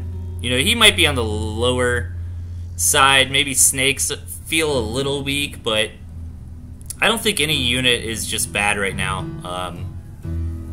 So if you like playing with the Fox, man, play with the Fox. You know, if you like the Badger, play with the Badger, man. Figure out how to make it work.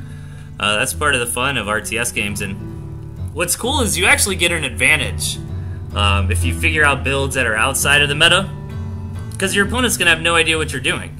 You're gonna have information they don't have, right? When you go onto the ladder, if you're doing something silly and crazy, but it actually works, and they're playing standard, you should be able to read them like a book, and they're gonna be playing and be like, what the hell, why do I have a drumfire cannon in the back of my base or something, right? So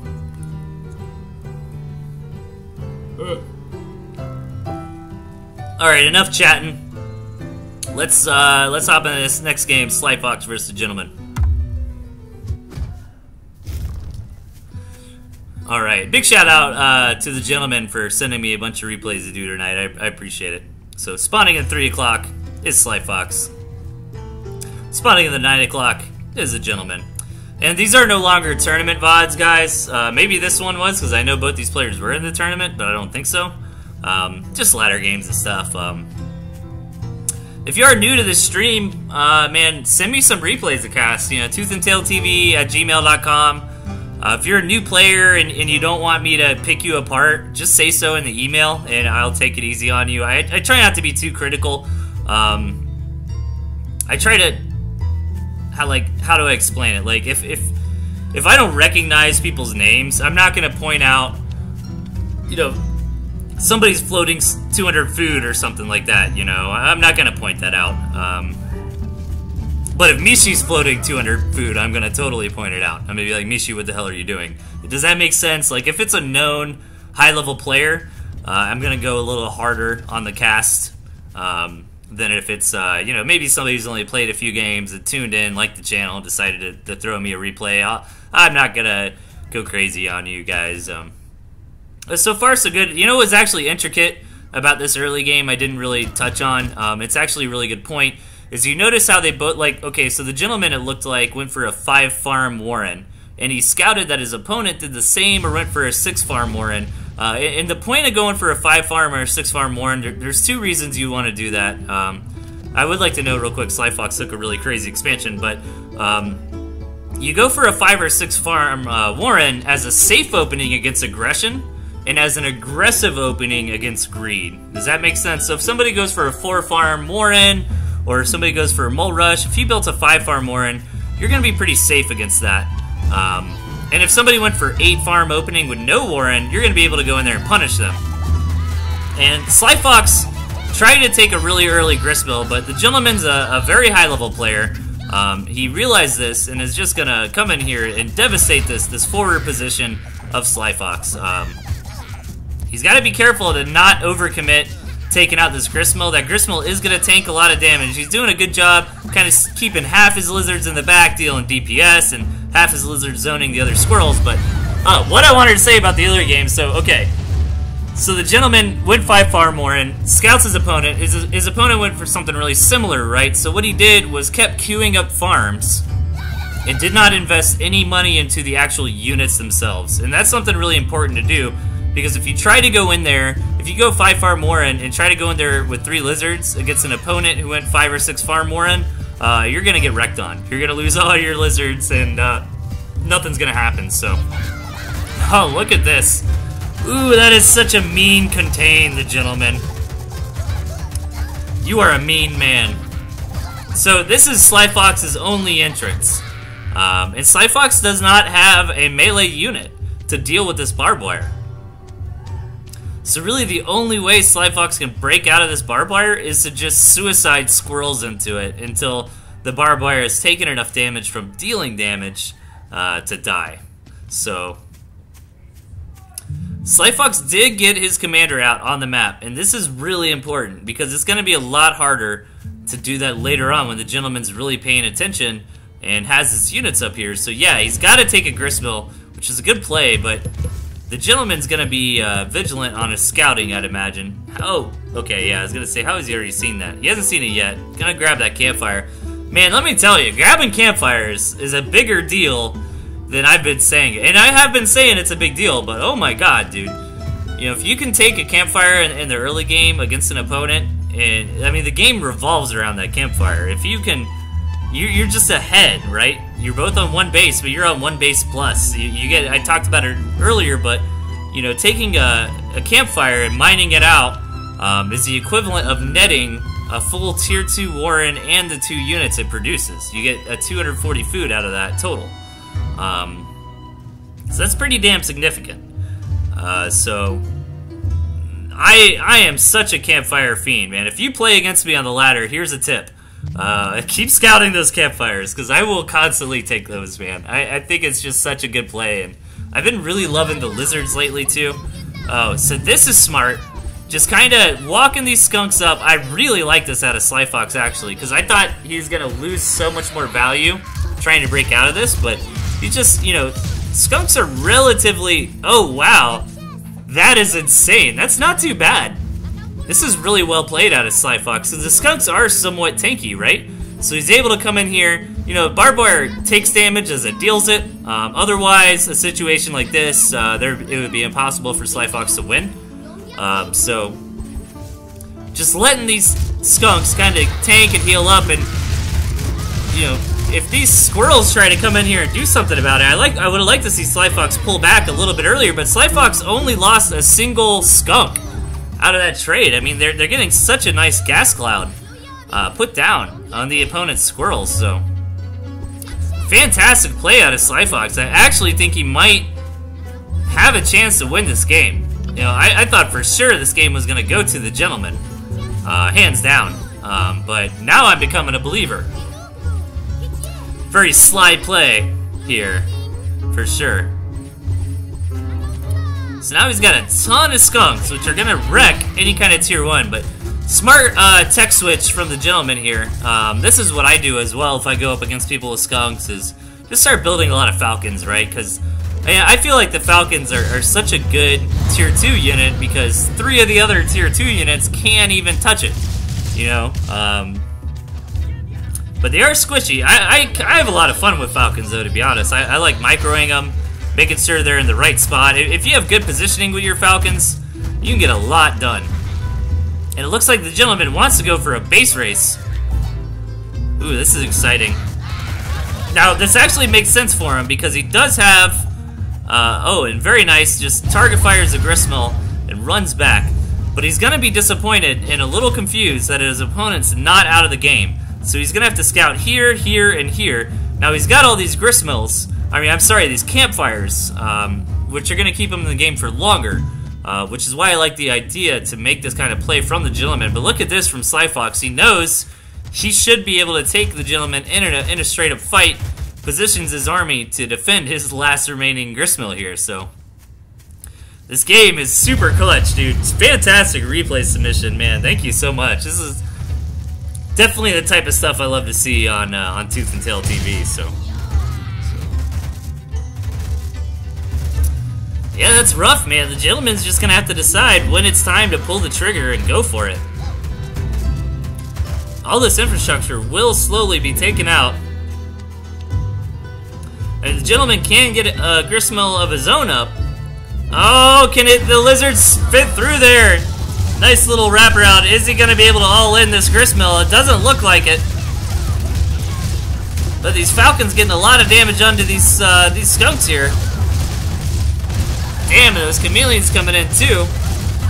I know this is so close. It looks like the gentleman is just barely gonna be able to take this out because of that falcon-skunk relationship, and those skunks just can't do anything to buildings, can't do anything to air units. Now, I have a question for one of you guys who knows better than me. Does the poison cloud, does that affect flying units? Let me know.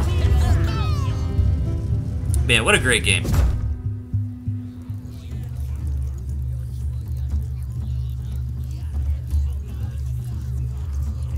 Hey, thanks for the follow, Dragon Animation. I really appreciate it, man. Okay. Where are we at? What are we doing? How are we on time? Everything's looking good.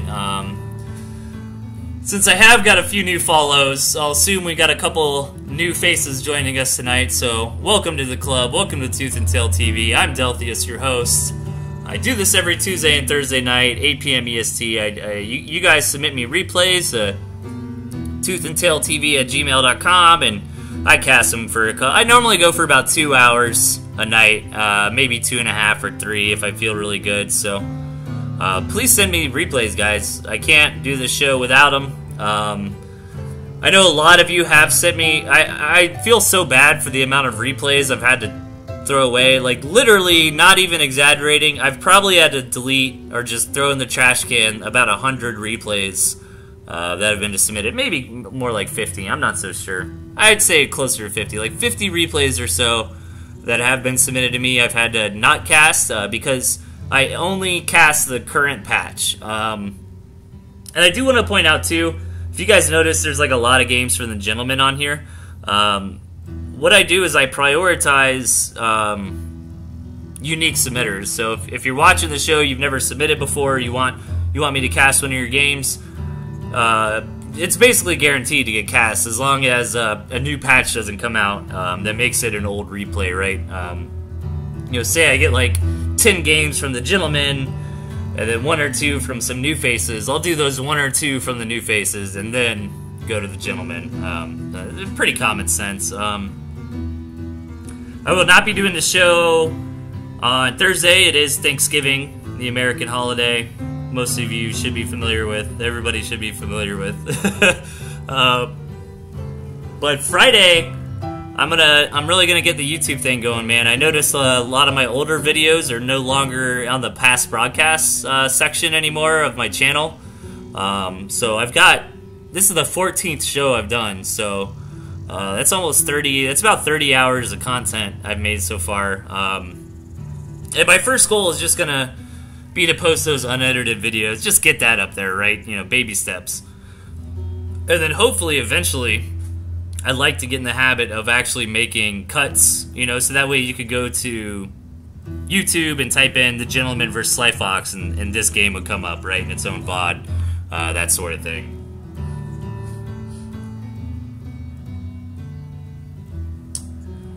So, actually, give me 1 second, guys. Sorry about that. Actually, just want to check something out real quick. So over the weekend we had the Banner Bastion Pulse Team Takedown Tournament. That was fantastic, man. Thanks everybody for signing up. Thanks for watching the stream. We had a great time. Big shout out to Channel Pork for winning, for Mapjin Law for coming in second place. Oh, look at this. Okay. Alright. I got a couple submissions while the show is going on.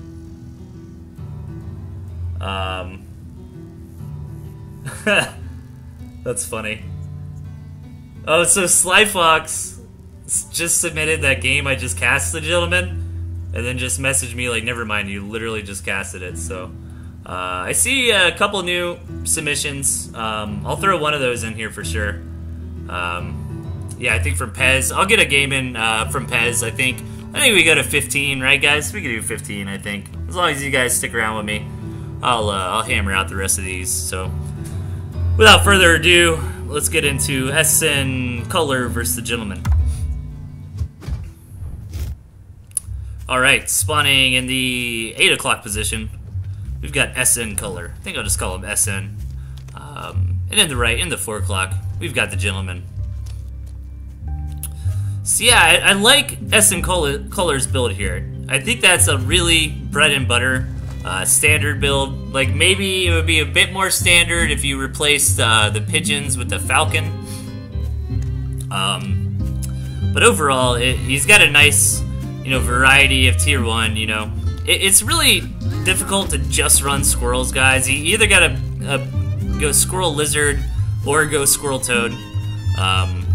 If you just go squirrel, you're gonna leave yourself vulnerable to lizard players like me. I've been loving the lizards lately, dude. If like, the Gentleman should basically just be building lizards, right? And because lizards are gonna beat squirrels for the most part. Besides certain situations, you know, where they get to hide behind defensive structures and things like that. So, but the trigger for the Gentleman is when he sees those toads, he's gonna have to switch out. And I think it makes sense too, like after you get to about 12 or 15 lizards, unless you're really going for that mobility, to throw a couple squirrels in the mix as well. Nice early aggression coming out of SN Color, but good turret timing from the Gentleman is going to force him back. And I'd even like to see the Gentleman sell this turret off here shortly, which he'll probably do once he sniffs out that this aggression is over from his opponent. So this is a really interesting map. I mean, it's easy to say it's favored for SN Color here, but the Gentleman's got some expansion options. I mean, he can come up here and try to take any of this kind of stuff, for example. I feel like he can take the 6 o'clock fairly well. And if he really wants to put his boots on the ground on this map, he can go for this middle gristmill. He's got this campfire. It's going to be nice for him to grab. But, man, going up to a lot of lizards before getting his 8 farms is going to symbolize some aggression coming out of the Gentleman here in this early game. Which is interesting, man. That's one thing I haven't experimented a whole lot with in my play. Like, I've been getting better at adjusting that, like, 8 farm to Warren path, right? Like, how I get there in the end. But for the most part, I basically go for 8 farm to Warren. So, seeing these plays where guys go up to 4 Warrens on just 6 farms on the back is really neat. We'll have to see if it works out for him. Now the Gentleman decides to grab a couple more farms. He's going to try to do a run around here, but I think now that he's identified his opponent has the toads, he's gonna have to switch out of these lizards. And with nice little pig sniping move here coming out of the gentleman, you know, get some good value there. Oh my god, nice runaround, dude. That was sick, man. I didn't even see that coming until it was right in front of my face. Wow, man.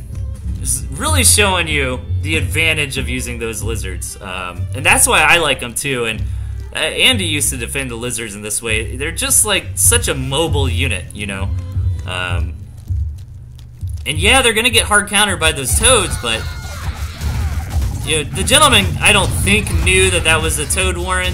He just very smartly targeted that infrastructure, but man, what a sick play, dude. But yeah, that's why you've got the squirrels too, though, right? Like, if the opponent goes too hard on the toads, you can switch over to the squirrels, and in that kind of situation, I would probably keep a couple lizards just to detonate up on those toads, because toads are still a pretty big threat to squirrels too, right? So if I go against a squirrel toad opponent, I'm a squirrel lizard player, I'll drop down to like 3, maybe 6 lizards, and try to get the toads to connect on the lizards to protect my squirrels. Man, I love that Executioner skin out of a Logan. Super cool, man. Oh, I thought that chameleon was gonna live. Ferrets are hard nowadays, to be perfectly honest. I still really enjoy ferrets, but it's rough, man. At the high level, you can see some good micro out of them, some good value gets gained, but you have to babysit them a lot. They're not going to trade toe-to-toe with really any other Tier 2 unit. I gotta get a new controller, guys. Watch this. Like, if I barely touch... Like, I'm not touching the joystick. So if I barely touch up, the map likes to wander north, so I'm trying to correct that, but a little bit of a base racing situation going on. You know, Kohler is getting some good value out of those ferrets, but the gentleman has a few lizards over here, and he's got to try to take out all those pigs to be unharmed going for the gristmill, but man, Kohler's really just got to focus this gristmill down. He will win the game. Can't let this chameleon take out his entire army, though. I think SN Kohler is going to take it. Very nice.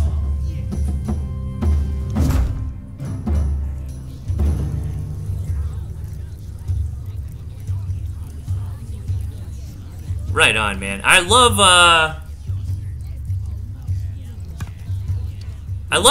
when people submit games that they lose in. It's a really cool thing to do, especially if you're gonna send a lot of games in.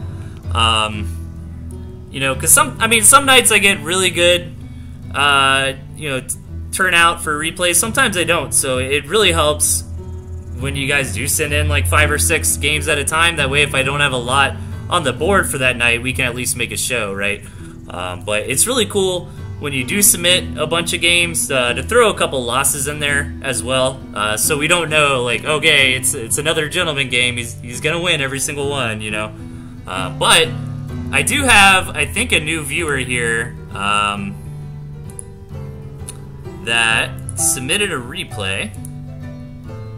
Okay, he said don't do the one with lizards, so I'll do the other one.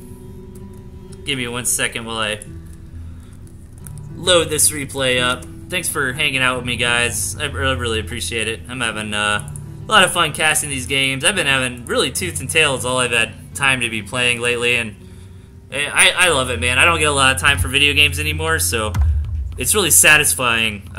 Sit down with like an hour, you know, and you can play like 10 rounds of tooth and tail or something, so... Alright, we got Pez. I think he's a new viewer.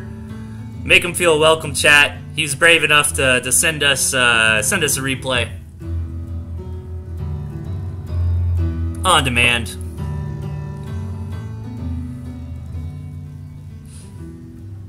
Three hits from a lizard kills a toe, said Shadow Prince. Interesting.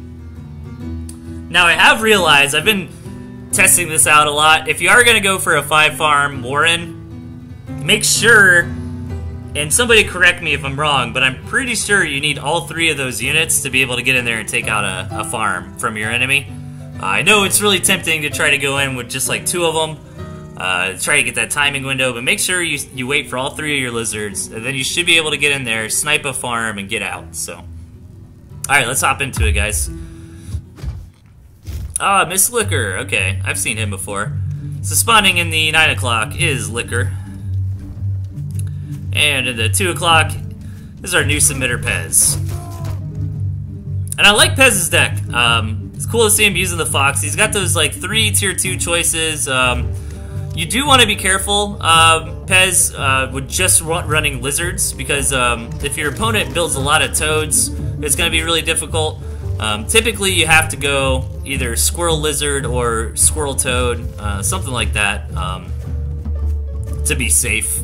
But you might be able to get away with it. We'll have to see. And Pez is going for that 5 farm warren, so let's see if he's got some aggression. But unfortunately for him, Liquor is going for the 4 farm double warren straight up, man. He is not messing around, and Pez did scout it out. So I'd imagine Pez will probably try to get up a nice defense of his own here shortly, and flirts with the idea of taking that campfire. Decides for now he's gonna need a little more infrastructure of his own. Yeah, decides to build a warren. And yeah, this high ground abuse is gonna be rough, but Pez does have the lizards here, which are gonna beat squirrels in typical toe-to-toe engagements. He needs to be very careful to make sure he maintains vision of this high ground. And one thing, too, is if you are a new player to this game, you want to position your warrens to kind of tank and create like a buffer zone around your base. So here, for example, you probably want to build your warrens about right here on this high ground, because you really got to claim that high ground for your own. But Pez coming in here, gonna get some damage done on the farm, but little does he know, Liquor is on his way for a counterattack, and he's got a lot of squirrels there. Now, I think, yeah, Pez did manage to take out 2 farms. If he can get back in time, Miss Liquor is going for the straight-up attack on the gristmill, though. And the defender's advantage out of Pez there is gonna let him rail that army. And he decides he's going to come in here, get some damage done to these warrens. And like he's trying to be careful to not overextend. You know, let his units heal back up, let his units re-rally. Make sure he's not neglecting his economy. Come in here and you know, keep his farms going. But so far so good. I recognize Miss Liquor. I think I've seen Miss Liquor. I don't know if he's submitted or if other people have submitted games with him in it, but cool to see him still around, still playing on the ladder. Against these newcomers like Pez. And, ooh, nice snipe there. That's something that's really rough. If you got a building farm, those things really don't have much HP at all. So if you're gonna get attacked, you know, by some lizards coming in, and you got a farm or 2 that are building, you might want to double check with somebody like the Gentleman or Mishi, but you really just want to kind of cancel that immediately so you don't get all the damage done. But yeah, this game has been back and forth of these guys like ignoring each other's armies. It just beating the hell out of each other, you know, with these constant counterattacks and flanks. And Miss Liquor is really trying to just snipe the gristmill and end the game, and it's gonna backfire on him. Gristmills have a lot of HP, man, and he got a ton of damage onto that gristmill. If he was going for those pigs instead, this could be a different match on our hands. And Pez gets enough damage done over time, gets a big army up, and forces his opponent out of the game. Great play. Great replay. Short and sweet, man. Full of action. Alright.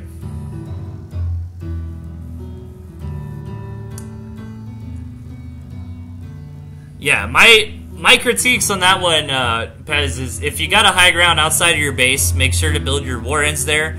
That's really the big thing. I mean, you did good other than that. Liquor was really going for that gristmill super hard, which is almost never the right decision, guys, especially when you're at these low numbers, like 6 to 9 to 12 tier 1 units. You're really better off targeting down the individual pigs. Now, if it's later in the game and you've got a really big army, you can get away with targeting the gristmill, but it does take a long time. Those things have a lot of HP, so. Alright, we've got a 2v2 coming at you here, so let's hop into it.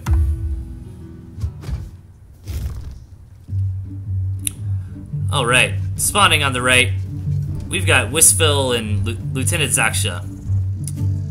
spawning on the left are the Gentlemen and Chimin. Now, the Gentlemen and Chimin were on the same team in the tournament, so I'm not sure if this is a tournament game or if this was, you know, maybe they're practicing on the ladder, getting ready for the tournament.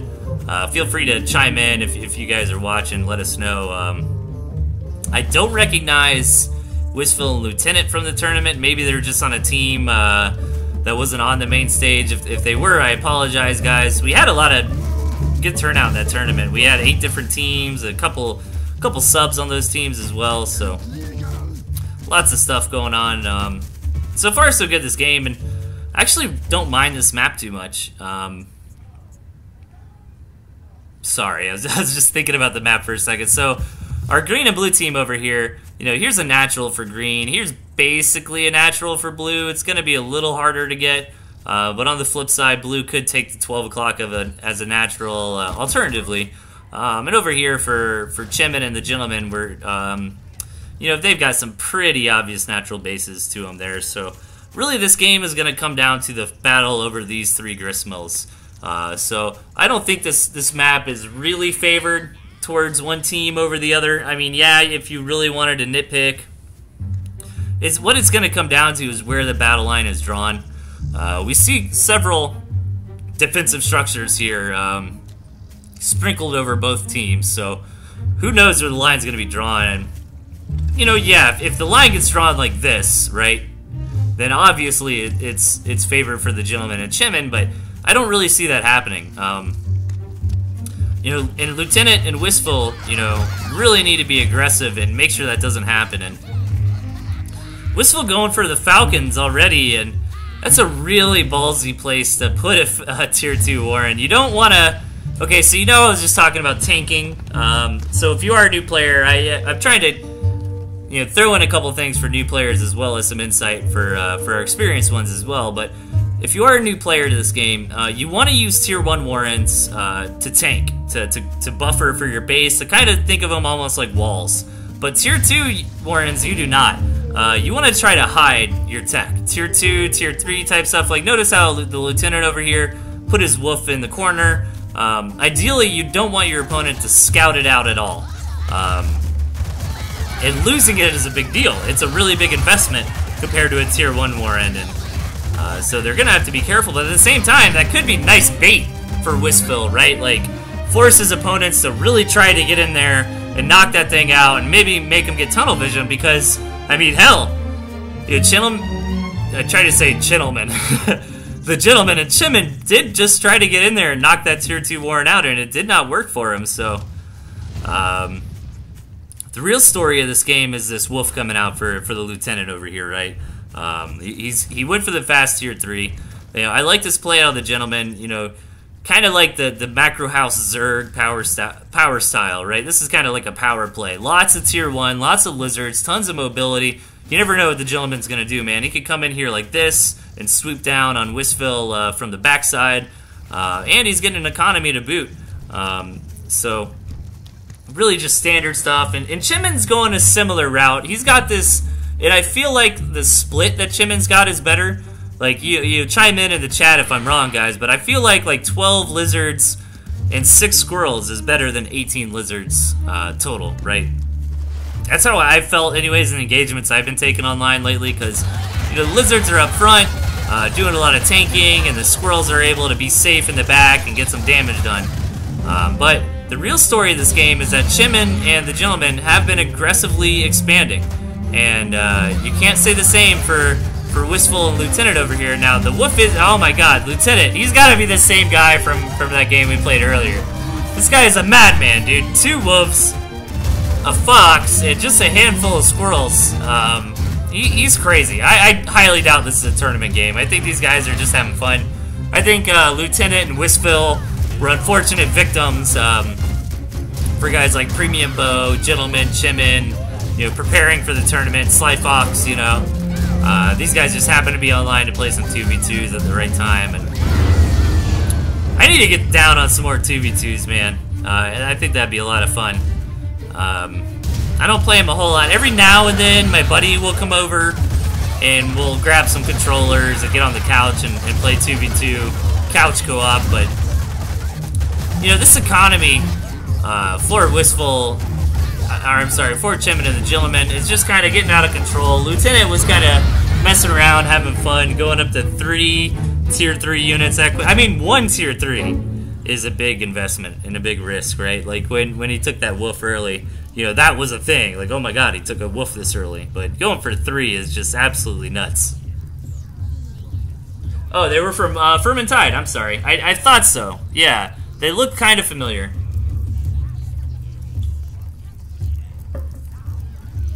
I apologize, guys.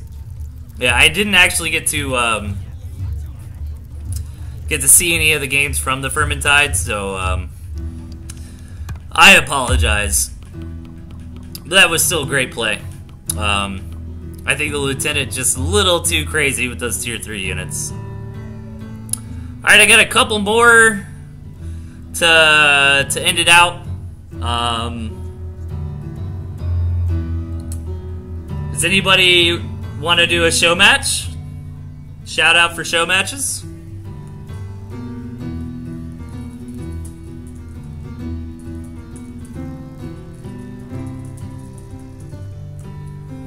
I'll let you guys decide. I'm thinking I'll do a best of 3 show match if anybody wants. Let me know. We got Shadow Prince. March Faster said he would. I totally would in 5. Me? Okay, okay. Premium Bow versus Shadow Prince. What do you guys think?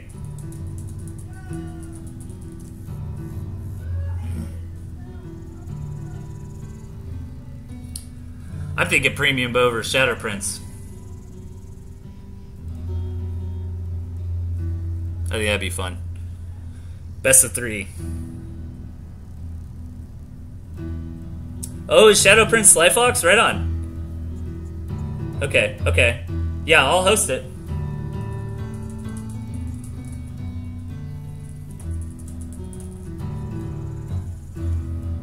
Alright. Cool, alright. We're gonna switch gears here. We're gonna do some show matches with some current viewers that are watching right now. If you're watching on the, maybe you're watching on the VOD or something. I know that sounds weird, I'm like talking to myself now. I'm talking to the chat. I was seeing if anybody was down to do some show matches. Sure enough, they are. So, it looks like we're gonna do some Sly Fox versus Premium Bow.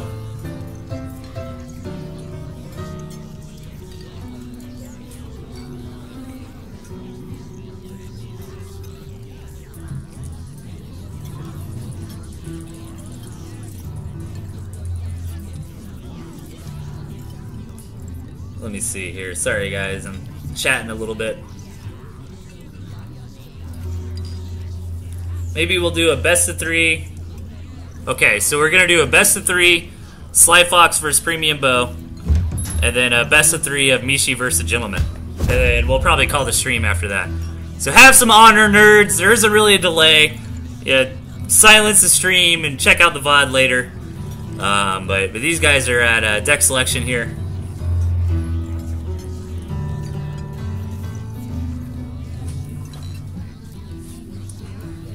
And I don't really like commenting too much in deck selection. Things could change. I would recommend pick your decks fast so nobody can cheat, but I don't really think anybody's going to cheat. Everybody's a bunch of honorable nerds. So just waiting on Premium Bow to decide what he wants to go with here. If this is your first time to the channel, this is TnTTV. I do a show every Tuesday, Thursday night, 8 p.m. EST. Mainly casting replays. Sometimes I'll do show matches like this. I just organize a quick show match, some viewers in chat. So that's a lot of fun. I also help out with tournaments. We recently did the house team takedown tournament over the weekend. That was a lot of fun. 6 hours of casting solo, man. Come on. Come on, guys. You gotta hand it. You gotta give it to me a little bit. You know what I'm saying? So, I had a blast. It was tiring though, man. It's rough to just do, like, my throat already hurts just from talking for 2 hours, so. But I'm a strong nerd, I can tough it out. Waiting on Premium Bow to figure out the last pick he'd like to take here. Sure enough, he's got it. We're gonna hop into the first game of this show match. A little lag, no big deal. Spawning in the 5 o'clock position as Hopper. We've got Sly Fox. And the 11 o'clock as Premium Bow.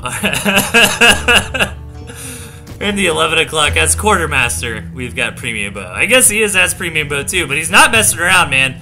He went for the 4-farm mole opening, and I don't think Sly Fox is aware. Sly Fox should scout it out now. Yeah, he sees it. He's got the turret coming in response. Nice crit on that turret. I think he actually killed that turret. That's a big deal. That's 60 food. If I could be wrong, let me know in the chat, guys. But I think that turret did go down. So good hold out of Sly Fox and good aggression out of Premium Bow. I love to see things like that. And you know what? Since we're not doing replays, I'm gonna take away my sensor over the game timer. Real quick. Boom. Okay, perfect. Yeah, because I understand the value in the game timer. That's actually one little quality of life thing I've been meaning to do for the stream. I just haven't got the chance, is make my own little timer and like hit a hotkey, you know? So people can still see where they're at in the game. But man, this is really scrappy. Like, both players are building several tier 1 Warrens before going up to any additional farms here. So we'll have to see. Yeah, Premium Bow had a slight advantage for a second there, but now he's got a pretty big advantage on income. And yeah, he's got the additional farm, but he is down a Warren, right? So they should be right around the same amount of money, I think. Could be wrong. Oh, but no, the building farm counts towards his farm total. So really scrappy, man. I mean, these guys are knife fighting each other. You know, they're not even bothering figuring out how to build slingshots here, man. They just grabbed some sticks and started beating each other over the heads with them. And finally, Premium Bow managing to get up to that 8-farm economy, and Sly Fox will be following suit here shortly, I'd imagine. And let me see, like, what would I like to see out of these players? This actually is a really small map, and it feels pretty favored to Premium Bow, to be honest. I mean, Premium's got this nice expansion. Now, Sly does have one of his own, so we're even there. No, actually, I guess, no, you can't really say it's favored for Premium. I mean, slightly right, because it's Campfire. But other than that, you know, they've both got a natural base, and then, you know, one of them takes the 9 o'clock, the other one takes the 3 o'clock as their third. So yeah, we could be in store for a really even game, and Sly Fox does scout out that incredibly greedy expansion from Premium Bow. We have to talk to some of the higher end players, but for me, I feel like the right time to take an expansion is about 345. I think that's like the safest way you can do it and start to get an economy built up in time, you know, before your Warrens go away. Yeah, I was gonna say, that's really greedy, man. Premium tried to throw a lot of infrastructure right in the face of Sly Fox, but, you know, this is the move to make if you see your opponent going for something crazy like a really fast expansion, is you just build a bunch of tier 1 units and go in there and punish your opponent for it. This is why I like this opening. Like, Mishi, I think in one of the tournament matches, let me kind of go on a rant about that concept, right? Like, if your opponent goes for like an 8-farm, 2 tier 1 Warren, and then like a tier 2 immediately, or a tier 3 immediately, or an expansion immediately, I feel like what's really safe, like, go up to like, okay, so if you're looking for a nice, safe strategy for the ladder, I would recommend going up to like 12 or 15 tier 1 units and just attacking your opponent. Because what that's going to do is if they went for anything greedy or crazy, you're going to immediately punish it. You know, if they went for a tier 2 Warren, you're going to knock on their door with 12 squirrels or lizards before that tier 2 Warren's built any units. So you take advantage of the timing attack window. I think it's a really good strategy to just go right up to like 12 or 15 lizards and just go attack. And don't overcommit if you don't have to. You know, read them out. If they played safe too, you know, maybe they've got 12 or 15 tier 1 units of their own or a defensive structure. Okay, you know, you don't commit. You just pull out of there and come back another time and then go up to some technology. But that's kind of what Slyfox did. I mean, we had a really crazy early game, sure. But, you know, he didn't allow Premium Bow to get away with anything nuts. And I like this containment pressure from Slyfox. You know, he's keeping most of his army at the front door of Premium Bow and just brings the Winged Demons over here to take out the Gristmills. And it's going to be rough for Premium Bow from here. You know, Slyfox has got the Gristmill on the back end. He took this campfire, which nice micro out of Premium Bow. Does he get it? Nah. If both Falcons were attacking, that might have worked, but close nonetheless. Premium Bow's really got to be careful though, because he cannot mess around with those Falcons. He cannot afford to lose them. And Slyfox dropped a wolf. And it looks like Premium Bow's answer to get out of this mess is to turtle up a little bit with a few extra turrets and wait till he's got these 6 snakes that he's building up to, which will be very effective against what his opponent's got here. So, where's this tier 3 Warren? Right there. There you go. I like Slyfox not overcommitting to this expansion. You know, he knows he's 2 farms up. I actually really like this map a lot, to be honest. Like, imagine if this campfire was in the middle of the map. This would be one of the most fair maps I've ever seen. I still favor Premium Bow's expansion because it's got that high ground advantage. But at the same time, it's a catch-22 because he can't build a Warren line in front of this second base, right? So,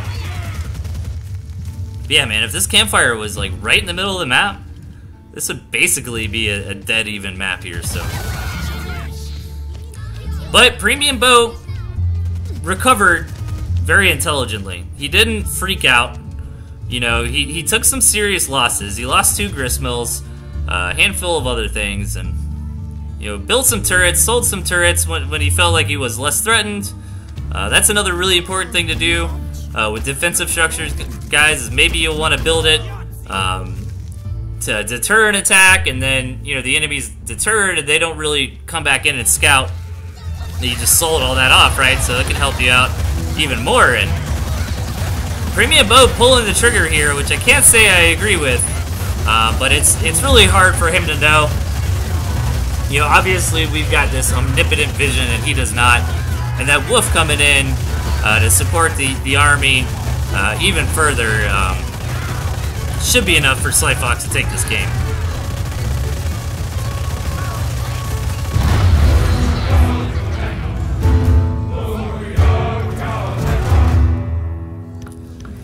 Man, that was an intense early game, dude. Alright. Let's see if Premium Bow can put a point on the board, or if Slyfox is gonna 2-0 him. But then after this, I think we're gonna do a 2 out of 3, a Mishi versus the Gentleman, and I'll call the stream. Oh, what's up, DJ? I just made you a mod, DJ. You now got the band hammer. Wield your power wisely.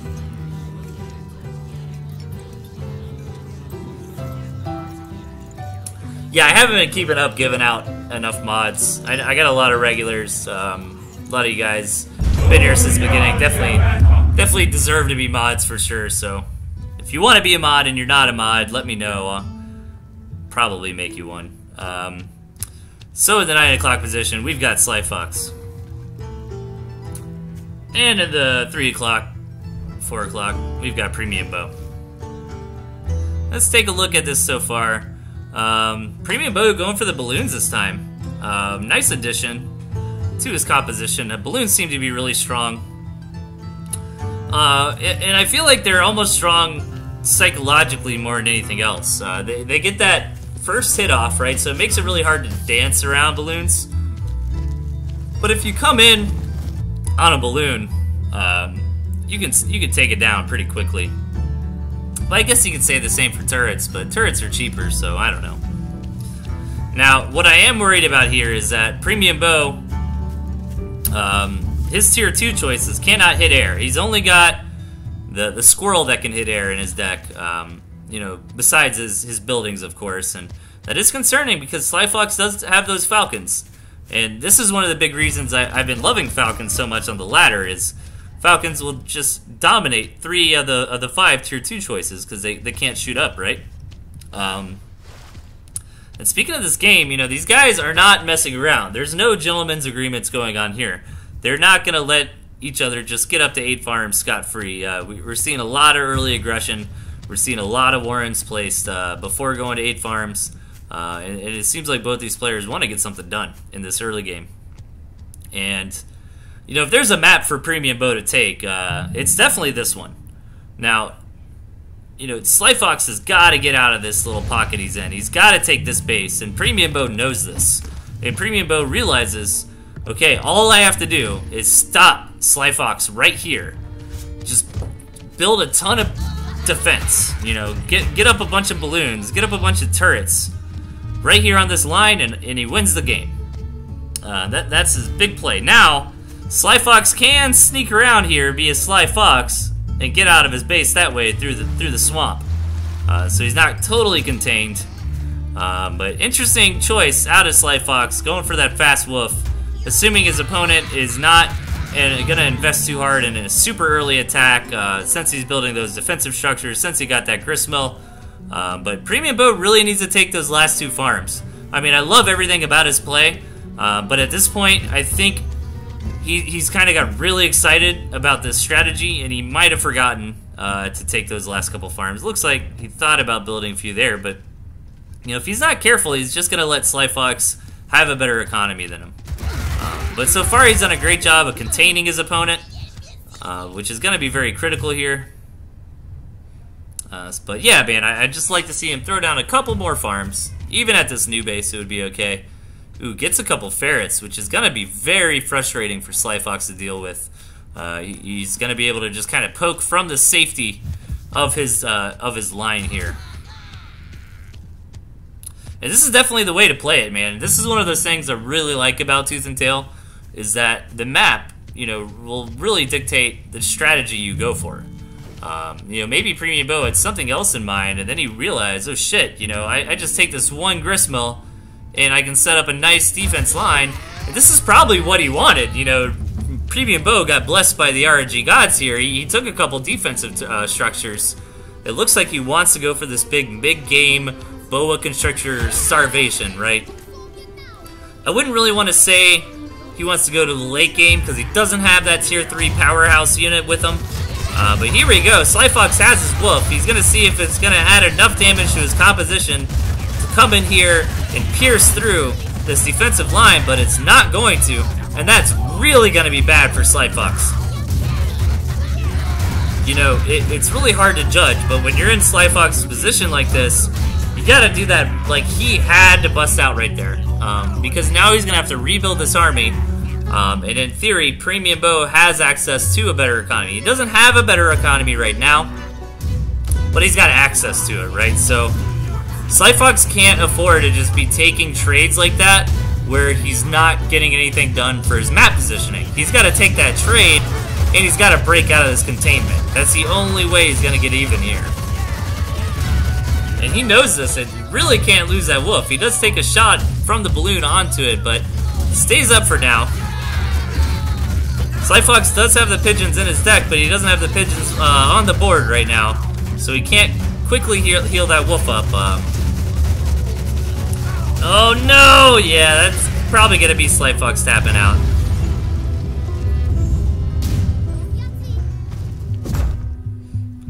Hey, great play from Premium Bow, man. Really read the map, adjusted his strategy to the map, and executed. Now we're tied up 1-1, man. We got a series on our hands.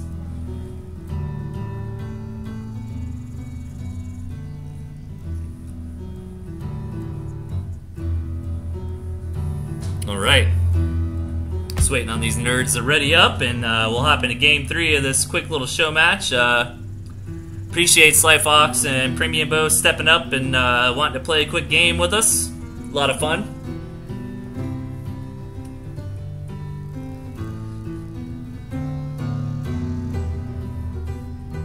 Huh.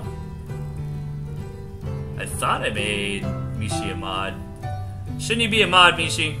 /mods.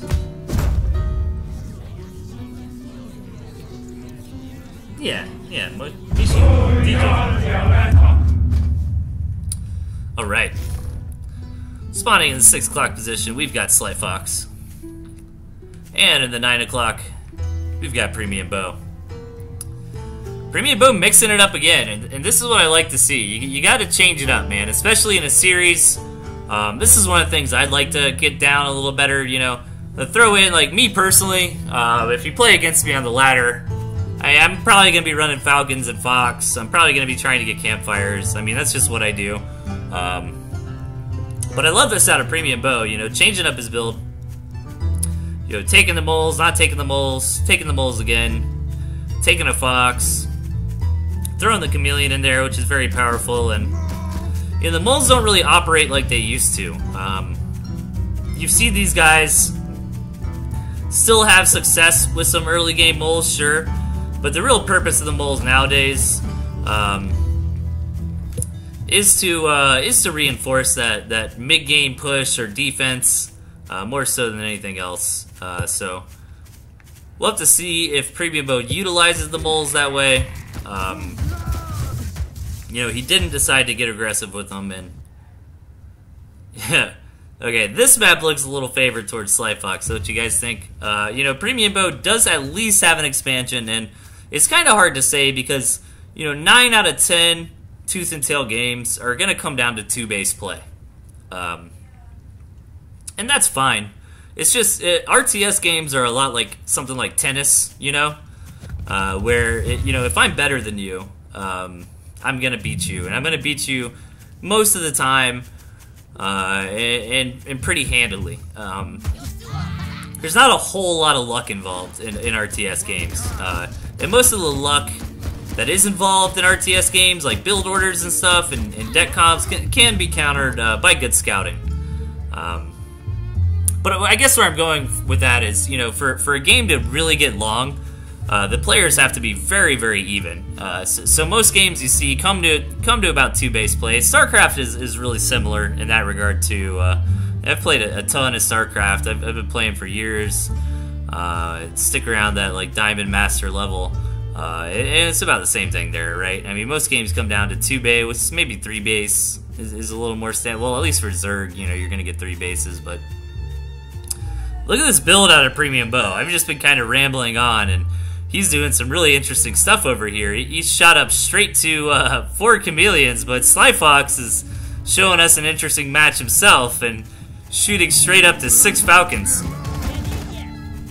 I don't even know what this is, guys. This is really cool is what it is, and it's a smart thing to do in a series. You know, you're going to want to try to do something crazy that your opponent's not expecting and catch them off guard. So Premium Bow's got all these chameleons. This is what's called a chameleon trap, and I hate when people do this to me because I'm a Fox player. I love to play with the Fox. So imagine I've got my Fox, right, and I'm like do, and I come through there. Those chameleons are gonna jump the Fox and take it out. I think like 2 chameleons, I think have to hit a Fox twice. So 4 chameleons could hit a Fox 1 time and take it out. Not that Sly Fox has a Fox, but still, it's kind of like this chameleon trap play. But you know, this is one of the things that makes it difficult to run chameleons to me a little bit. Is the fact that Falcons are really popular right now, and Falcons just kind of beat chameleons, which is not always true, to be honest. Like, if the chameleons allow your tier 1 units to kind of win the tier 1 fight, and sure, the Falcons take out the chameleons, but at the end of it, you know, the chameleon player has more tier 1 left over, then those chameleons, in effect, can quote-unquote beat Falcons, if that makes sense, right? Because then those Falcons would be taken out, but Premium Bow's got a lot of lizards here, and he's pulling the trigger, he's moving in. We'll have to see how this engagement goes. Sly Fox does have the defender's advantage, but these chameleons are just tanking so much for his army. I'd like to see him pull out, maybe try to keep these chameleons alive. Sure enough, he does. And a great attack out of Premium Bow, a great trade for sure. And really against all odds. I mean, Sly Fox had the better economy there and the defender's advantage, and yet Premium Bow was able to get in there and take a favorable trade. And really smart move coming out of him too. You know, he kind of, man, he is playing phenomenally. He got off a really successful attack with those chameleons and decided, you know what, now I've got a timing. I don't need those units anymore. Let me sell those off for now and focus on maintaining those 8 farms, right? And keeping his economy nice and strong, which is very important. Because he can always rebuild those chameleons later, most likely by the time the next attack comes on, so. Premium Bow taking this upfront campfire, most likely to tank for this next engagement, and similarly Slyfox grabbing that gristmill. So now both players kind of have a spot where they can fall back to and get some advantage from their opponent just, you know, poor AI not quite hitting the right thing, so.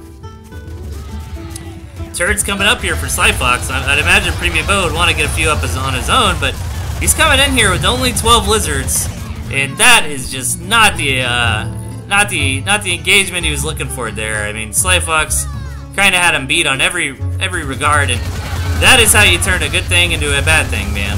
And it's very easy in Tooth and Tail. You know, you feel like you're ahead, you feel like you come in here for an attack, but Slyfox did not sell off his tier 2, and those Falcons just add so much DPS if you're able to keep them alive and keep them protected, which Slyfox is doing very well. Gonna come in there and seal the deal. Such a close game, man. That could have easily went to Premium Bow. He just made one wrong decision and attacked at a wrong time. But great match, great 2 out of 3. Thanks so much for these guys. Give them a round of applause. I really appreciate it.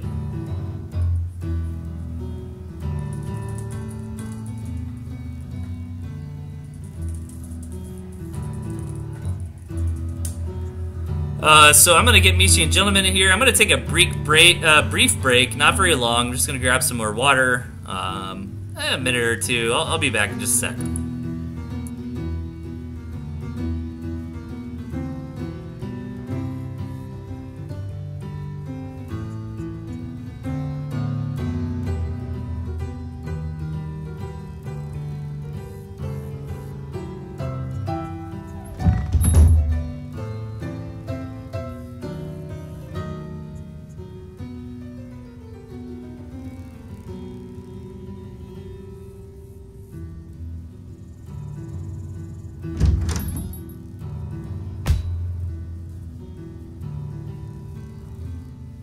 Alright guys, I told you that'd be brief. I am back. Let's wait on the gentleman to hop in here. And we are gonna do one more match for the end of the night for you guys. It's gonna be Mishi versus the gentleman. Then I'm gonna be off for Thanksgiving. And I will be back here next week for show as usual. I've been kind of thinking about, like, I don't know what you guys think of it, man. Maybe if nobody else is streaming, I might stream myself playing ladder, but if I did that, there would be no commentary. It would just be straight me, because I'm going to be on the couch hanging out, you know, because I get tired, man. I don't want to talk all the time, right? So I don't mind just, like, turning the stream on and letting you guys see what I do if you want. I'm just not sure if people will be interested in that if I'm not speaking, you know, if it's just kind of like a quiet stream and I'm just playing games. Let me know what you think. I might do that a little more often when some of these other guys aren't streaming. But alright, at 12 o'clock, spawning is bellified. We've got the gentleman. And at the 5 o'clock, we've got Mishi. A little bit of lag in this game. I believe both these players are, I think, I could be wrong, but I believe the gentleman's European. And I believe Mishi is South American.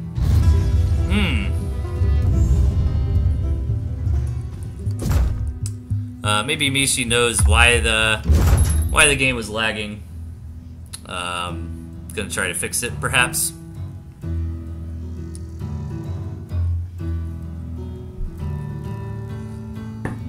Yeah, I mean, obviously, obviously, something's up, and Mishi is probably just trying to fix it real quick. Hey, it's Awkward Fish Guy. Yeah, that lag was weird. I don't know, man. You guys want to try one more time, or Make sure you don't have torrent programs up or close all your browser windows. You know, that sort of thing. Hey, Fish Guy! I need to see if it's cool with you if I drop your skins off, maybe with the Logans or something. So people have access to them. Everybody's been asking how to get their hands on the Chinese pig farmer, man. Alright, we're gonna try it again. If it lags out, maybe we'll just stop the stream or something. I don't know. A little bit of lag, yeah. Spawning in the 5 o'clock, we've got Mishi. And in the 10 o'clock, we've got the gentleman. Yeah, this lag is a little rough, but it's not too bad. Maybe these guys will... It seems like it's clearing up. I'm not so sure. We'll have to see if they decide to play it out or not. I apologize, guys. Maybe one of them just got a bad connection or something. There it goes. Cleared up a little bit. Mishi coming in here for a mole attack. The gentleman is going to sniff it out, but it's going to be too late. The mole is on the way. He's just going to ignore that turret, and he should be able to get this pig down. There it goes, and get out of there just in time. Great job on the mole rush, Mishi. I love that new mole skin too, man. Oh, but he's gonna follow it up. The gentleman did sell the turret, which was the right move to make, but he probably assumed that Mishi was going home. So this is gonna be very difficult. Oh my God, Mishi. DJ, you gotta watch out. There might be a new mole king on the block here. Alright, Mishi's going for it. Mishi's showing you how to still execute a 4-farm mole aggression here. And he's getting to that critical damage amount. I think this is going to be too much from here, and that's going to be it. The gentleman, Mishi, harnessing that inner DJ soak and showing us that you can still do a 4-farm mole rush here in mid-November of Tooth and Tail. I love it, man.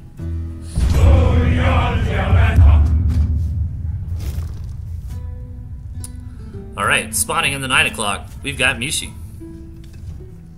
And in the 2:30, 2 o'clock is the gentleman. And you can see here, you know, Mishi's running a different setup, right? You can't do the same thing every game. You know, the gentleman's probably going to expect Mishi to do some mole rushes, and sure enough, he goes for a 4-farm Warren, but I don't think he did that in response to expecting Mishi to do a mole rush. He tried to fake Mishi out by going for the 5-farm, but Mishi actually didn't even have to scout the whole thing, if you notice, because he realized the gentleman canceled that 1 farm, therefore he must be building a Warren. But I'm a little worried for the gentleman, to be honest, because that high ground is going to be very abusable by Mishi, and to be perfectly honest, I don't feel like the gentleman did the best job in the world with his Sim City there. And Sim City, it refers to just how you place down your infrastructure, your buildings and such. I mean, I would have understood them going right in front, or possibly even on this hill, but not sure why he placed them there. But the gentleman's, you know, being aggressive, but he's not going to be able to get anything done with this attack. Now, he does have turrets, and there is this nice little gap on the high ground where the gentleman can build turrets here. So that could be a thing that we see here shortly in this game. And Mishi getting those toads, which the gentleman will be able to tech out of lizards into squirrels, but man, look at this. Yeah, nice turret placement for sure. I love that kind of thing. Oh, Mishi isn't gonna see it in time. There it goes. Does get it. Yeah, I think those toads are going to be the nail in the coffin for Gentleman's attack here. No, he's going to try to keep going, but really interesting game, man. I mean, we're 2 minutes in, and these guys are still on 4 and 5 farms, respectively, right?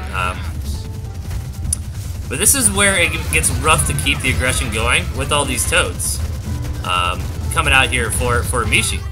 Nice. That was good for the Gentleman, though. He actually detonated really well. That toad only killed 1 lizard. I think that lizard was kind of hurt anyways. This gristmill is tanking up here. This gristmill is allowing the Gentleman's units to heal. And most importantly, it's giving the Gentleman the capability to build this turret, which he constantly is attempting to do, but Mishi is being vigilant on preventing that. He knows if that turret goes up, it's going to be incredibly difficult for Mishi to deal with that. So, but Mishi decides he has enough, and it looks like he does. You know, Mishi is very far ahead. You know, the gentleman, even when he cancels those turrets, he loses a lot of money. And Mishi gonna come in here and just get some great Toad engagements and take the series. Alright, everybody. That's gonna be it for tonight. I really appreciate everyone sticking around with me here on Toothandtailtv. I am Delthius. If you are a new viewer, welcome. I do this every Tuesday and Thursday night, 8 p.m. EST. I guess I'll reiterate my announcements. So I have been noticing a few of the videos, my historical archive is slowly starting to get deleted by Twitch, so now I'm forced into doing YouTube. So this is show number 14, plus the other events and little things I've done here and there, so we've got a lot of content here on Toothandtailtv knocked out now, so I'm off on Friday due to Thanksgiving, so I'm thinking Friday I'm going to spend as long as it takes on that day getting my YouTube channel put together, throwing all my unedited VODs of all the streams, you know, just numbered, like cast number 1, 2, 3, 4, etc. Just at least getting that up there. So I plan on launching my YouTube channel on Friday. Definitely check that out. Throw a follow or whatever YouTube is. I don't know, man. I'm so bad at social media stuff, but it shouldn't be that hard, I don't think. And I'd eventually like to split them out or tag them or something so you can search for specific games. I will not be streaming on Thursday because it is Thanksgiving. So get to playing some Tooth and Tail, guys. You know, give me some new replays for next week. I'm not gonna do another show until next week, and you know, I might maybe start streaming myself playing ranked if other streamers aren't on. I don't want to commit or compete with other streamers that like actually stream to play, right?